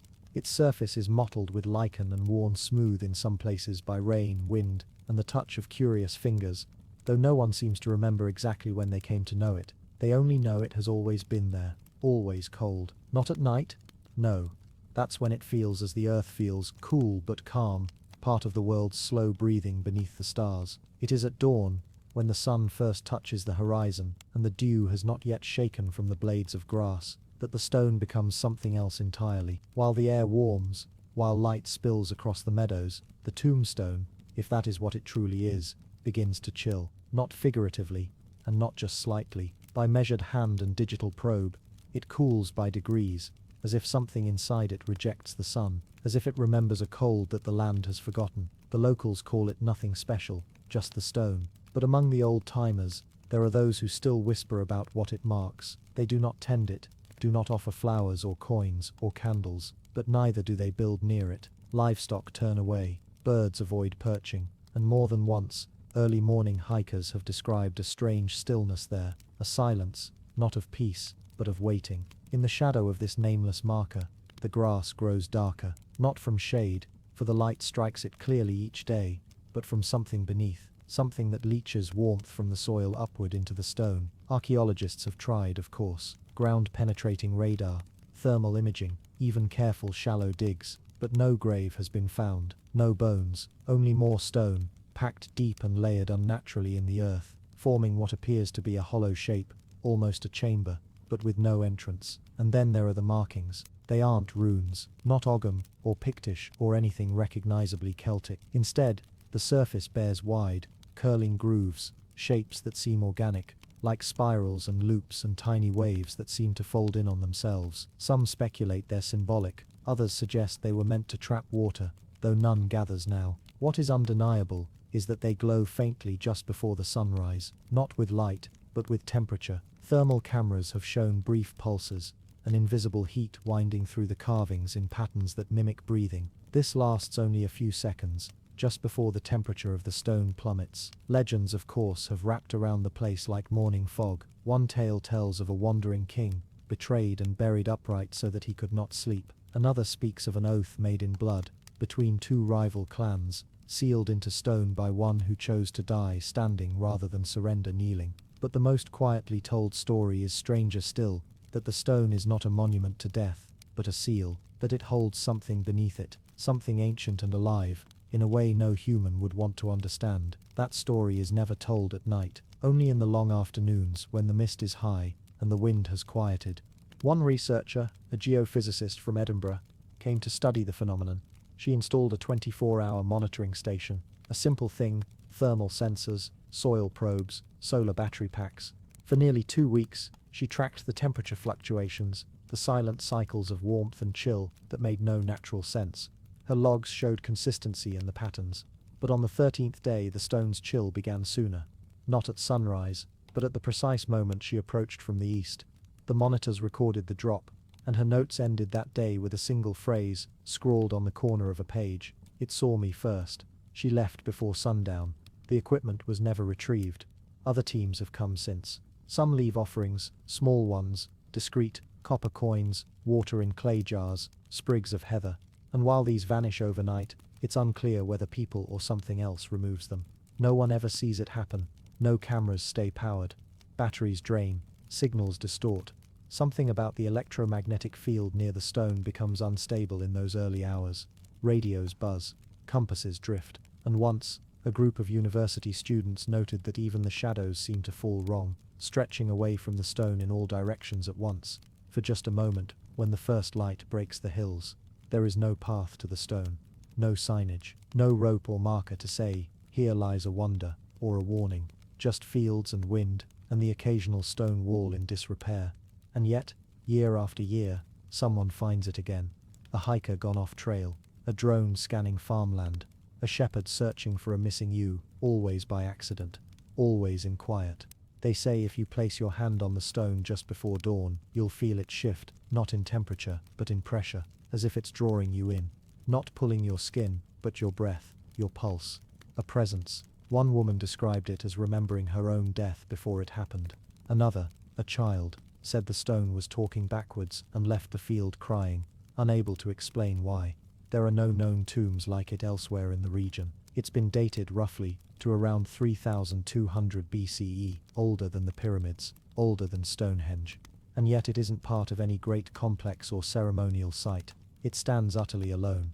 Its design, unlike anything else from Neolithic Britain, and most troubling of all, the temperature anomaly, is not decreasing. It is growing colder at each sunrise. The thermal difference now is 5 degrees greater than it was 10 years ago, and no natural cause has been found. Theories abound, underground aquifers, rare minerals, microbial life, but none explain the patterns, the pulse, the silence, the fear. A linguist who visited recently remarked on the grooves again, how they reminded her not of writing, but of a musical score, a notation in some other system. She tried tracing it, once as the sun rose behind her.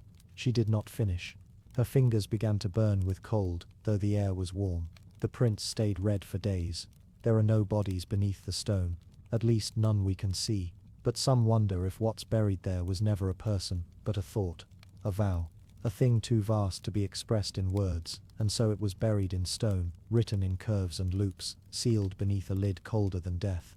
And each dawn as the sun rises and the earth turns, It remembers, waiting. Still. The giant axe that doesn't match the quarry, a ceremonial stone axe in Brittany larger than its known source, and shaped with techniques unknown to the region. It stands where the hills settle low, half forgotten between fields of wind-brushed rye and moss-covered cairns. A stone axe, tall as a man and wide at its blade, carved from greenstone that gleams faintly in the mist. There are no ropes holding it upright, no modern foundations or markers to warn the curious away, just the axe, embedded at an angle in the soft Breton soil, like it fell from the sky, like someone far stronger than you or I had once driven it down. The locals call it Le Grande Hack, the Great Axe, but never in voices above a whisper. Children are warned away from it, not because of curses or ghosts, at least not the loud, cinematic kind, but because, as they'll say with a shiver, it just isn't right. They mean it, literally. The stone doesn't match anything around here. The greenstone is not native to Brittany. The closest quarry that produces such a stone lies over 600 kilometers away, in the High Alps, a place that, during the time this axe was thought to be carved, somewhere between 2800 and 2200 BCE, would have taken weeks, if not months, to reach on foot. And then there's the matter of how it was shaped. Not crudely chipped like other Neolithic tools, not pitted and gouged with hammerstones, but polished, smooth, curved, symmetrical. Even under a microscope, the edges look deliberate, clean, some say impossibly so, like something we'd expect from a factory lathe, not from a hand that had never seen metal. There are no tool marks, no signs of how it was worked, no chisel lines, no carving grooves, just perfection. And weight. The axe is far too large to be used, too heavy to lift, even with two strong people. It is ceremonial, clearly, symbolic, meant to be seen and felt, not wielded, but symbolic of what, and by whom. Here is where the silence begins to thicken, not just because of lost time, but because Brittany, while dotted with megaliths, menhirs and dolmens, has nothing else like this. No other ceremonial tools, no repeated motifs of axes or weaponry in stone, no burial sites that align with it, no mythology that explains it. Archaeologists discovered it officially in the late 1800s, though local farmers had always known about it. It had been standing long before roads cut through the land, before Christianity washed over the region, before writing, before memory. Some say it aligns with the solstices, others say its orientation means nothing at all, just a coincidence in the layout of old stones. Some believe it marks a forgotten border between tribes, or a sacred site for ritual feasts, or something else entirely, something from before. But then came the tests. In the early 2000s, a geochemist studying the axe's composition ran standard spectrometry analysis on a sample. The results were expected to match greenstone from the Italian Alps. Instead, they came back with a puzzle. The isotope ratios didn't match any known source, not in France, not in the Alps, not even in databases that tracked rock signatures across Europe and North Africa. To this day, no one knows where the stone actually came from. A theory emerged, quietly, cautiously, that it might have come from a source now lost beneath the sea. Brittany, after all, lies close to the ancient submerged region called Doggerland, a landmass that connected the British Isles to mainland Europe before the seas rose. Was the axe carved from stone no longer accessible? Did it come from a people whose quarries were drowned? Others say no. They point instead to techniques, to its impossible smoothness, to the lack of abrasion. And they ask, how? One theory, fringed and avoided, suggests that the stone was not carved but grown. That's right. Some researchers, looking closely at the internal structures under extreme magnification, noticed what they described as recrystallized layers inside the axe, suggesting not that it was chipped into shape, but that it cooled into that form, like a cast, like a mold. But no evidence of molds have ever been found, and if the stone was melted, then it would have required temperatures far beyond what Neolithic kilns could have produced, well over 1000 degrees Celsius. There are no burn marks, no slag, no debris, just the axe. In 2014, a team attempted to scan the area beneath the axe using ground-penetrating radar. The goal was simple: to see how deep it went, whether it was a full object or just a monument anchored in the earth. The scan was inconclusive, but something strange was noted.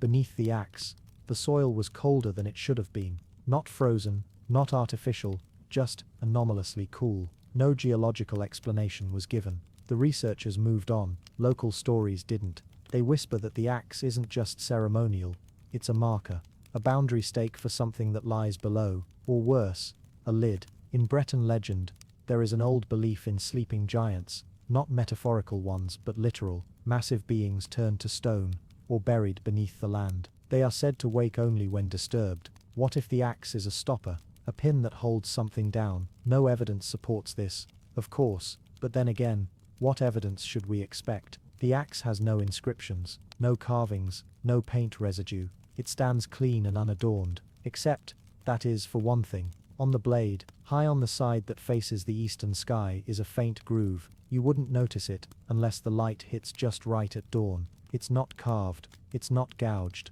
it's smooth, a channel that carries water. Rain collects in a small dip at the top of the axe, and when it overflows, it runs down this groove, every time. Not on the western side, not randomly, just down that one line. It's as if the stone was shaped with this in mind. But why? A few months each year, in late spring, wildflowers bloom at the axe's base, only on the eastern side, never the western. Biologists note the phenomenon, but attribute it to wind and water flow. Others aren't so sure. Some say the axe is still performing a function, that it's measuring something, counting, or waiting. There are stories scattered in old Breton poetry about an axe of light, a blade that gleamed when the time was right, a blade, not for war but for separation, for marking the divide between eras, between what was and what must not return. Today the axe is visited by a few tourists, mostly hikers, who stumble across it. There are no signs, no protective fencing, it's too far off the main path,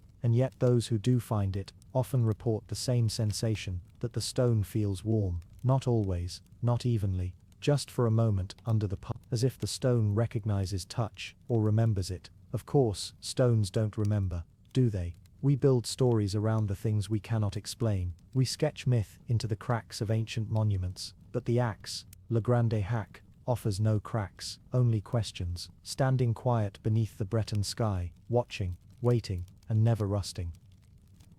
The tower with steps that shrink in the vast, cracked lands of southwestern Iran, where the heat drifts across the earth like a forgotten sigh, and time stretches out flat and long like the horizon itself, there stands a structure no wind has managed to erode completely. It rises not high but wide, a layered monument from a world gone silent, a ziggurat that once touched the divine, perhaps Choga, Zanbil, they call it now. But the ancients gave it other names, names whispered into sun-baked brick and offered to gods whose altars no longer smoke. It is here that we begin, not with what is visible, but with what is strange. For the tower, though its stones have buckled, and some steps have crumbled, holds within it an architectural impossibility. Its stairways, worn, irregular, and choked by dust, do not grow narrower as they climb, as one might expect in a structure built to mimic ascent into heaven. No, the stairs are inverted in their logic. The further one descends, the tighter they become, from wide, welcoming landings to narrow, suffocating drops, as though the ziggurat does not wish to lift us up, but draw us in. Not many people visit the ruins now. There are no ticket booths, no queues, just wind, and silence, and sand curling in the crevices between ancient bricks. The nearby plains, once fed by the DZ River, now stretch dry and interrupted only by the faint ridges of long-buried walls. The ruins lie sunken, half swallowed by the land that bore them. In the quiet of morning, when the air still carries the scent of stone cooled overnight, archaeologists long gone once arrived to measure, dig, and wonder. They brought brushes and tents, notebooks and questions, but one by one, they left with more of the latter. Why do the stairs shrink downward? At first it was assumed a misreading of the structure's decay. Perhaps erosion had taken its toll unevenly. But no, the bricks remain nearly pristine in places, protected by their sheer volume and density. And the phenomenon repeats consistently across multiple staircases. The higher you begin, the broader the step. The deeper you descend, the narrower your footing becomes, until, at last, there is no stair at all, just an angled corridor that ends in shadow. This reversal feels wrong. It offends the rhythm of architecture, the beat of expectation. For this was a ziggurat, after all, a place of elevation, of offerings, of skyward motion. Yet its design seems to guide feet down, not up. And if you stand within the structure's core, what's left of it, and gaze toward the highest tier, you'll notice something else. The layout curves subtly inward, as if the tower were less a place of worship and more a funnel, not for rain, nor sacrifice, but thought, as though memory, echo and reverence were meant to spiral down into the earth, not climb toward heaven. The Elamites, who built Chogar Zanbil nearly 3,300 years ago, did not leave behind many stories. Their king, Untash-Napirisha, commissioned the complex, and some believe it was never fully completed. Yet even in its unfinished state, it carries a symmetry that suggests intent, not accident. Untash was no ordinary king. He sought to unite gods, not conquer with the sword, but harmonize through devotion. This ziggurat was to be a sanctuary for multiple deities, not just one. But what if it was something else entirely? What if it wasn't built to reach the divine, but to contain it? Somewhere between the third and fourth level, partially collapsed now, lies a chamber sealed with a black stone slab. Nothing extraordinary until you touch it. Modern instruments show no anomaly, no temperature difference, no magnetic interference, but those who've brushed their hand across the surface, both locals and foreign researchers, reported the same sensation, that something behind the slab was awake, not alive, not moving, just aware. When they pulled back the stone during a 1960s expedition, they expected a burial chamber or treasury. Instead, they found an empty pit, lined in polished black tiles. It descended 20 feet straight down. At the bottom, a basin, dry, empty, and smaller than it should have been, barely large enough to hold a jug of oil, let alone a person or an idol. What was it for? Some theorized it was symbolic, a representation of the underworld, or a ritual purification site. But the narrowing staircases that led down to it suggested otherwise. You could not bring a crowd, you could not bring goods, you could only bring yourself, and only if you dared. The basin had no drain, no grooves, no carvings, just smooth black stone. But when lights were lowered into it, the shadows behaved strangely. They clung to the walls, resisting retreat. Photographs came out grainy. The reflection of those looking in never quite aligned with the angle of the lens. And yet the Elamites built it willingly, carefully, with an understanding not of modern science, but something older, perhaps instinctual, perhaps inherited from older ruins buried beneath even Chogar Zanbil. For you see, long before the ziggurat, the plateau held other shapes, cruder, less defined. Carved directly into the stone, satellite imaging reveals circular depressions far beneath the current structure, buried under layers of brick and time. One of these circles aligns precisely with the narrowing staircase, but this time the narrowing is not vertical,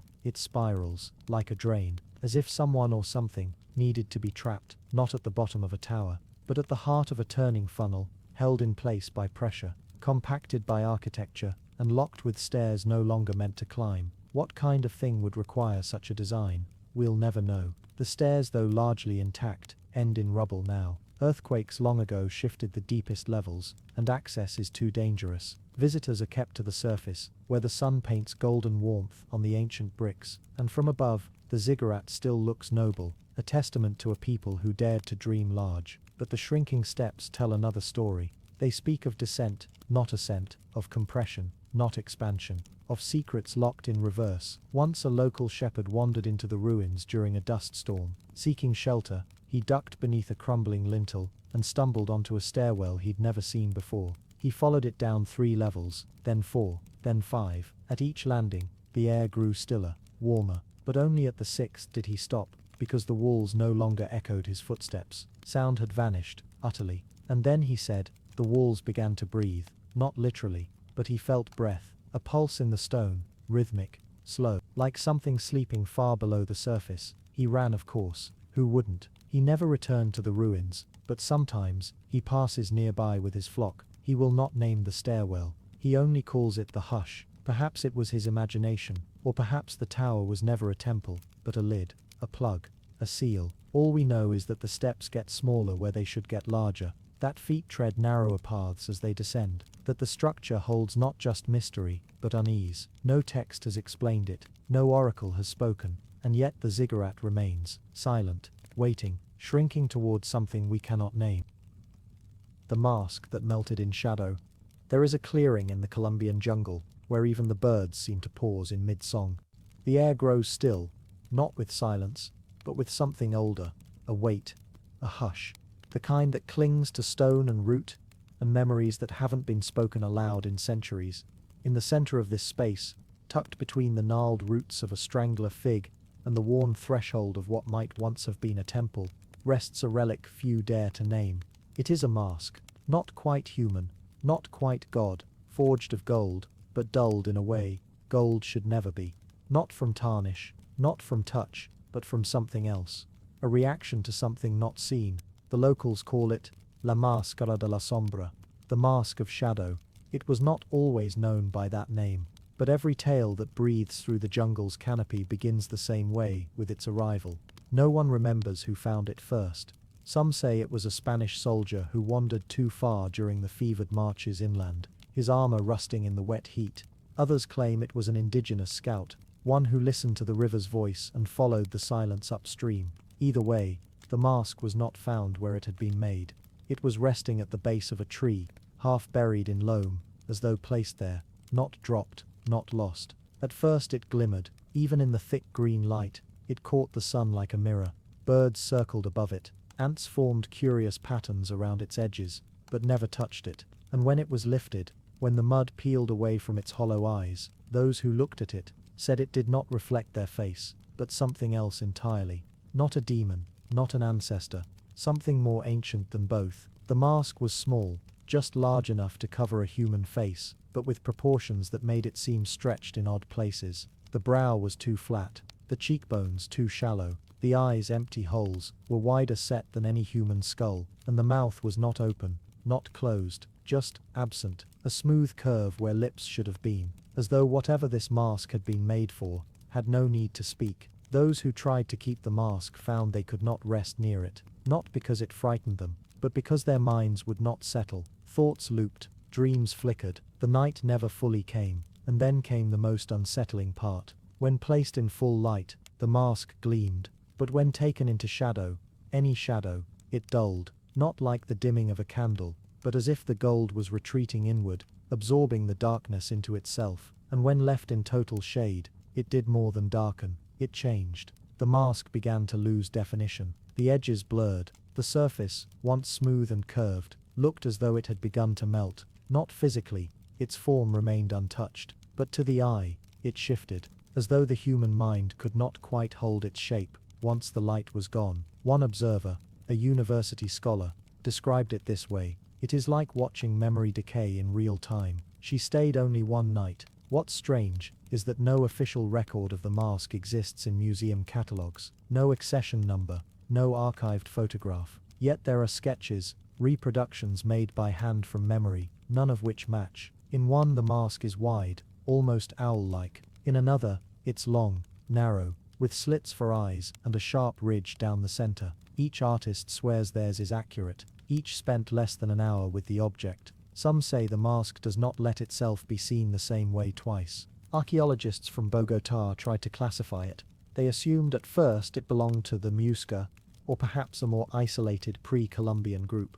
The Muisca were known for their gold work, fine filigree, intricate casting, but this was different. The metallurgy was impossible to trace. The gold was too pure. No alloys, no seams, no hammer marks, just one continuous polished form, as if shaped not by tool, but by thought. An elder from a nearby village, when asked about the mask, said only this: "It's not what it looks like, it's what it hides." When pressed, he refused to elaborate. For a time, the mask was housed in a private collection. A wealthy collector from Medellin claimed to have purchased it from a dig assistant, who vanished 2 weeks later. In his climate-controlled vault, surrounded by infrared lights and motion detectors, the mask sat inside a glass cube, untouched. But security footage showed otherwise. Every few nights, the sensors would trigger, not because of movement, but because of temperature. The mask would drop 10 degrees, then rise, then drop again, as though reacting not to the environment, but to something within itself. The collector grew uneasy.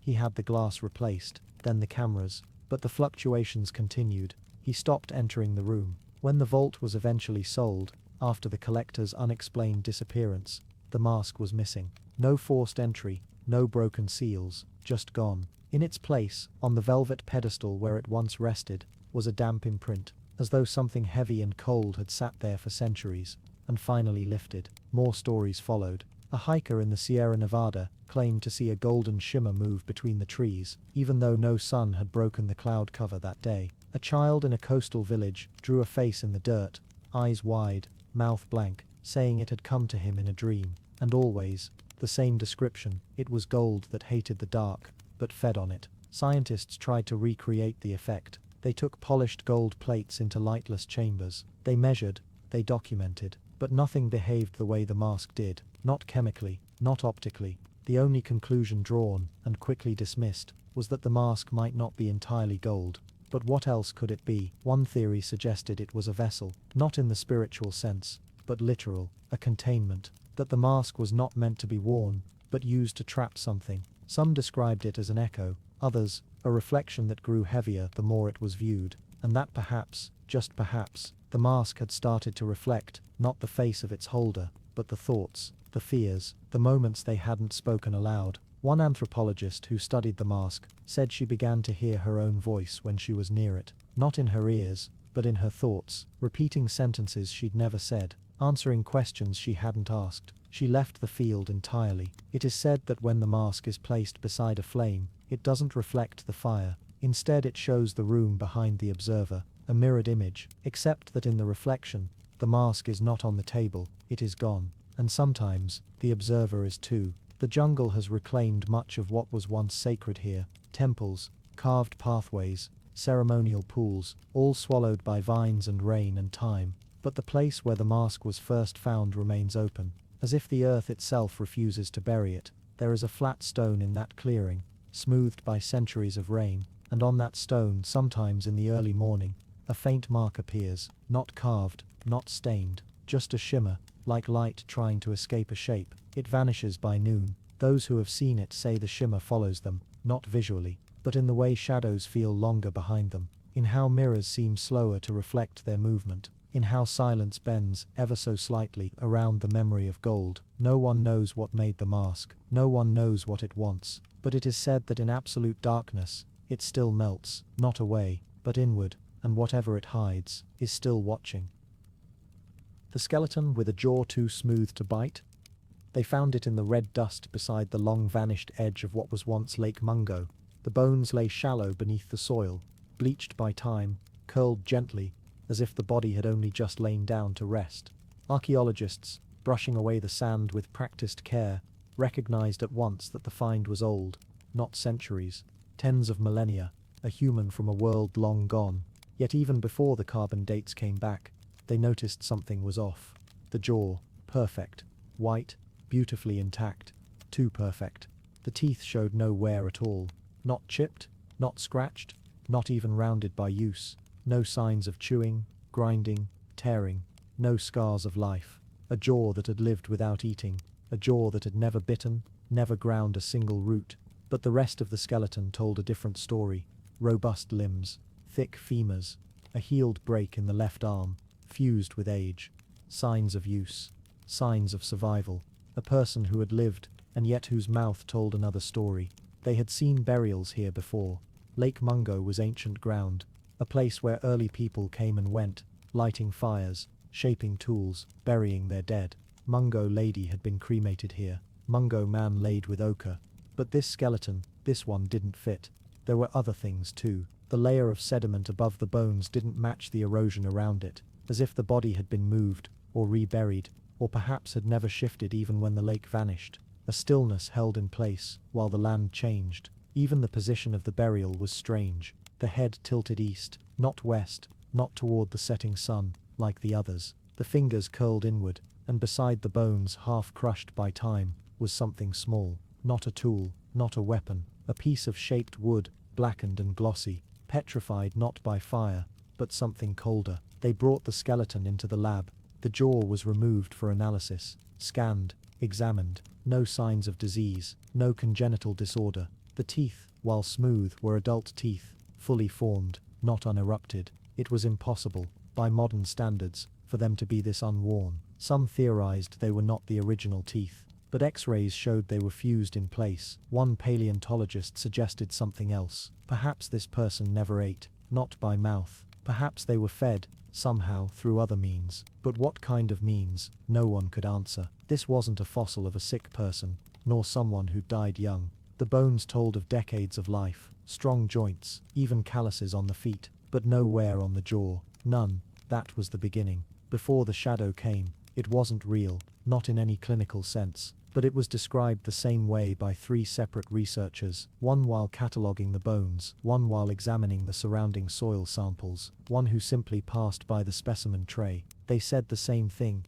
a sudden sense of dimness, as if the light itself dipped when near the jawbone, not darker, but quieter, duller, as if sound pulled away, as if heat retreated, a shadow without movement. And worse, each time the shadow seemed to fall inward, not onto the object, but from it, as if something inside the bone absorbed not just light, but presence. It was dismissed, of course, overwork, sleep deprivation, the power of suggestion. The lab went on, until the power failed, just in that wing, just in that room. Nothing else flickered, not the hallway, not the main floor, only the lab holding the smooth-jawed skull. The lights returned after an hour, but the cameras did not. The digital footage from those 60 minutes showed nothing but static, a low, pale blur, no figures, no motion, only a constant unnatural white. After that, they locked the bones away. They moved the remains into a controlled archive on the lower floor, temperature regulated, sealed,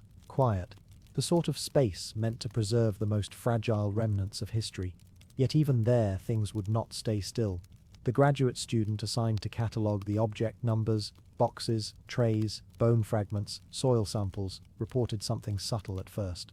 The index labels near the jawbone tray kept falling off. No matter how carefully he affixed the tape, how flat the surface, they slid to the floor overnight. At first he thought it was the cold, then he tried magnets, then permanent marker. The writing faded.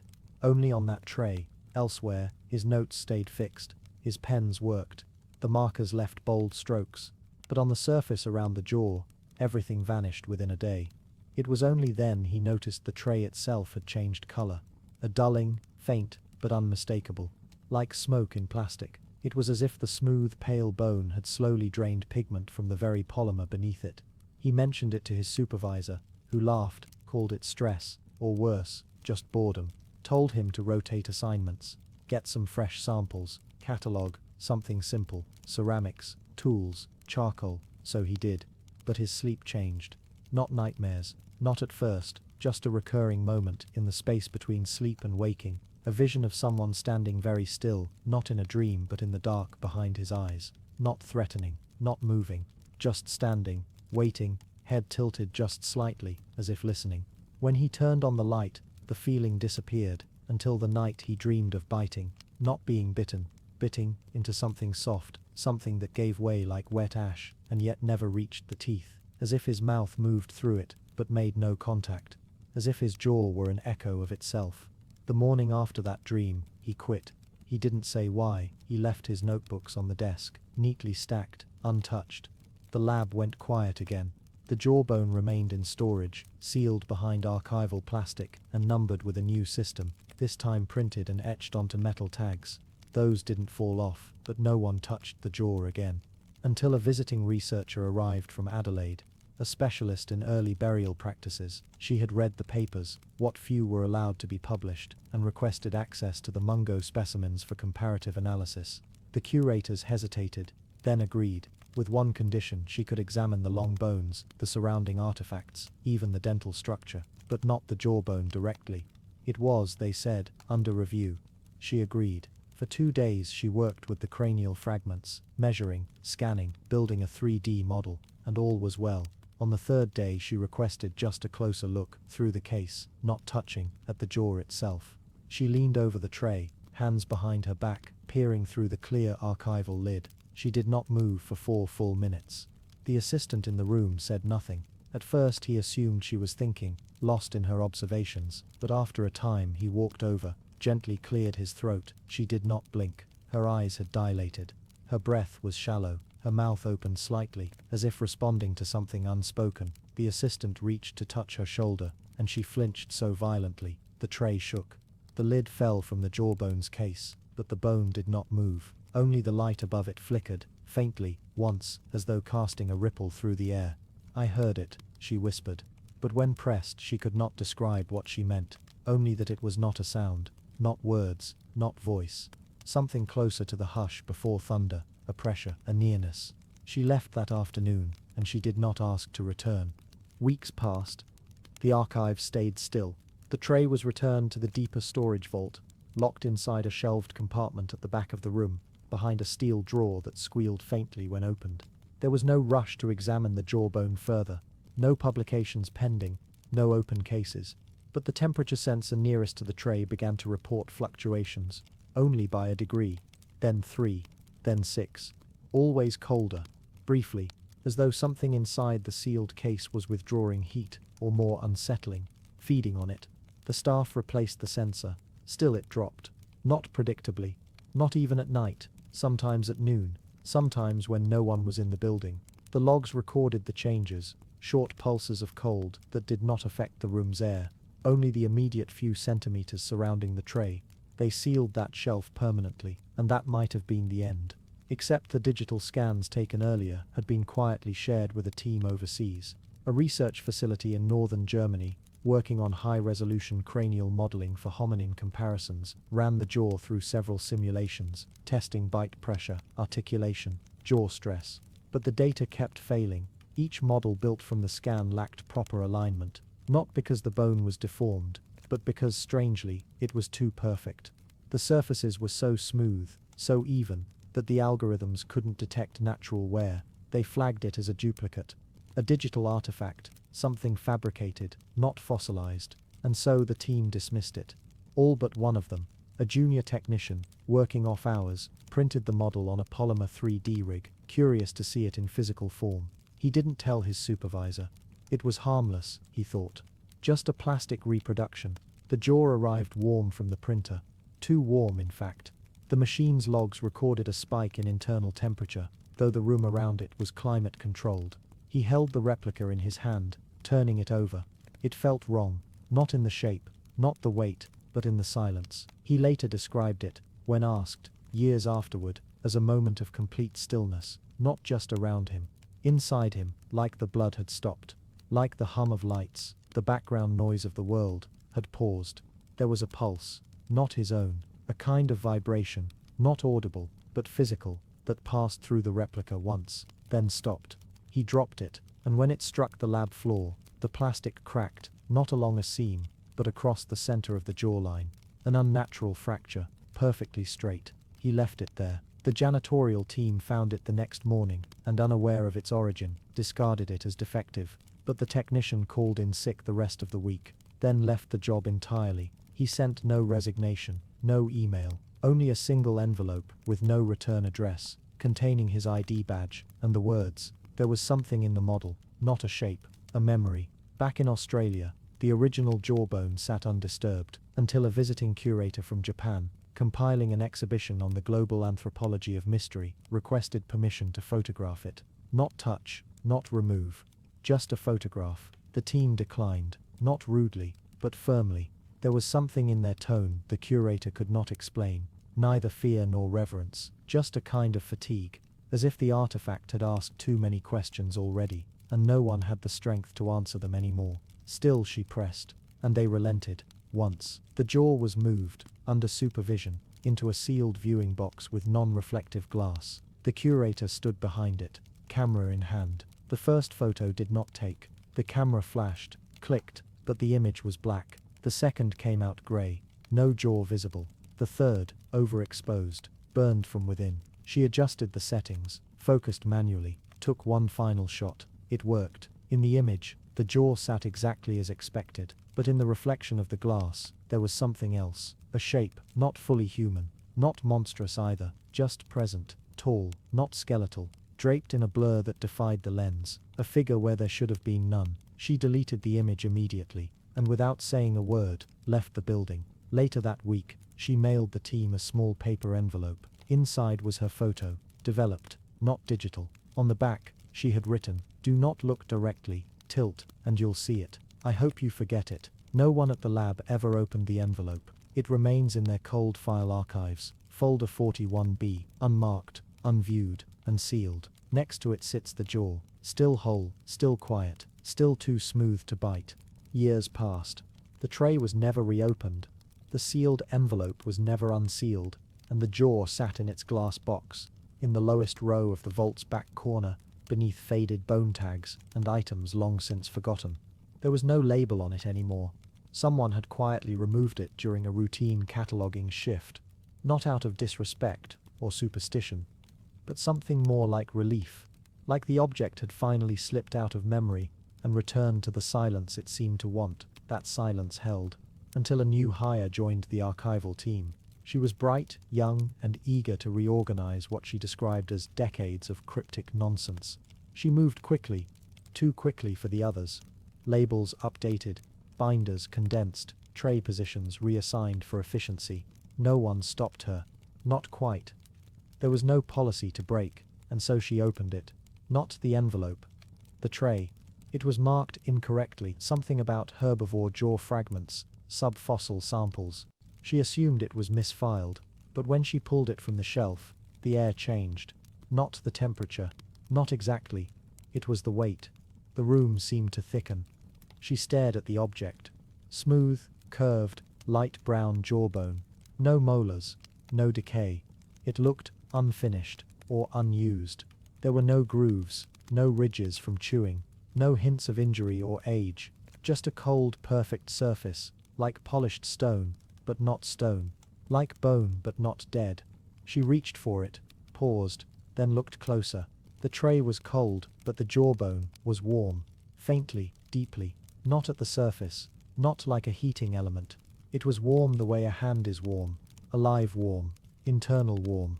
She stepped back, left the tray out. That evening she asked one of the older archivists about it. Offhand, not by name. Just description.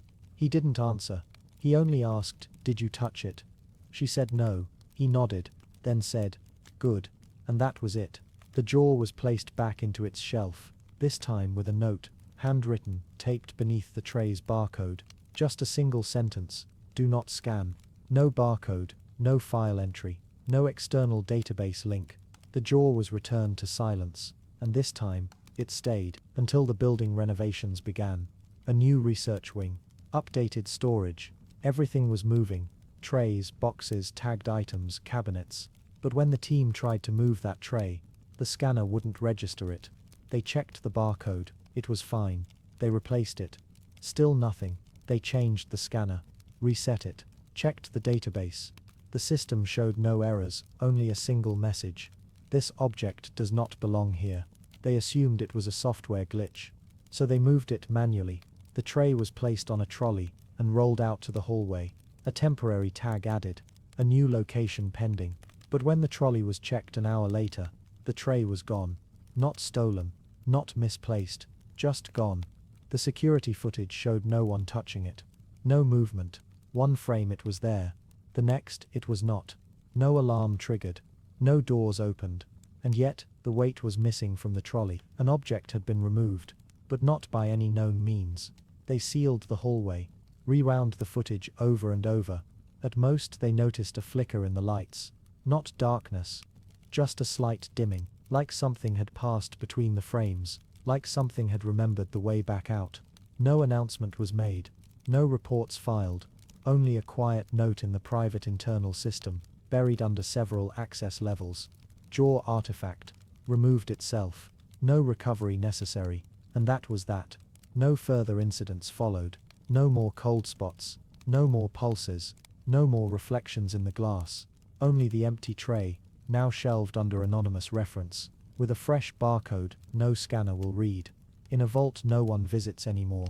At the end of a hall that seems slightly longer than it should be. And somewhere, maybe in desert stone, or in ocean light, or in the slow hum of tectonic plates below us, the thing that wore that jaw, waits, not for us, not even for return, just waits, because the smoothest teeth are the ones that never bit at all, and the oldest bones are not dead, they're simply resting in a time that hasn't come yet. As we leave these mysteries behind, remember, some secrets are older than time itself, and some questions may never have answers. Thank you for exploring with us on Unearthed Secrets. Be sure to subscribe, hit the notification bell, and let us know where you're watching from. Until next time, the past quietly waits for those who dare to look,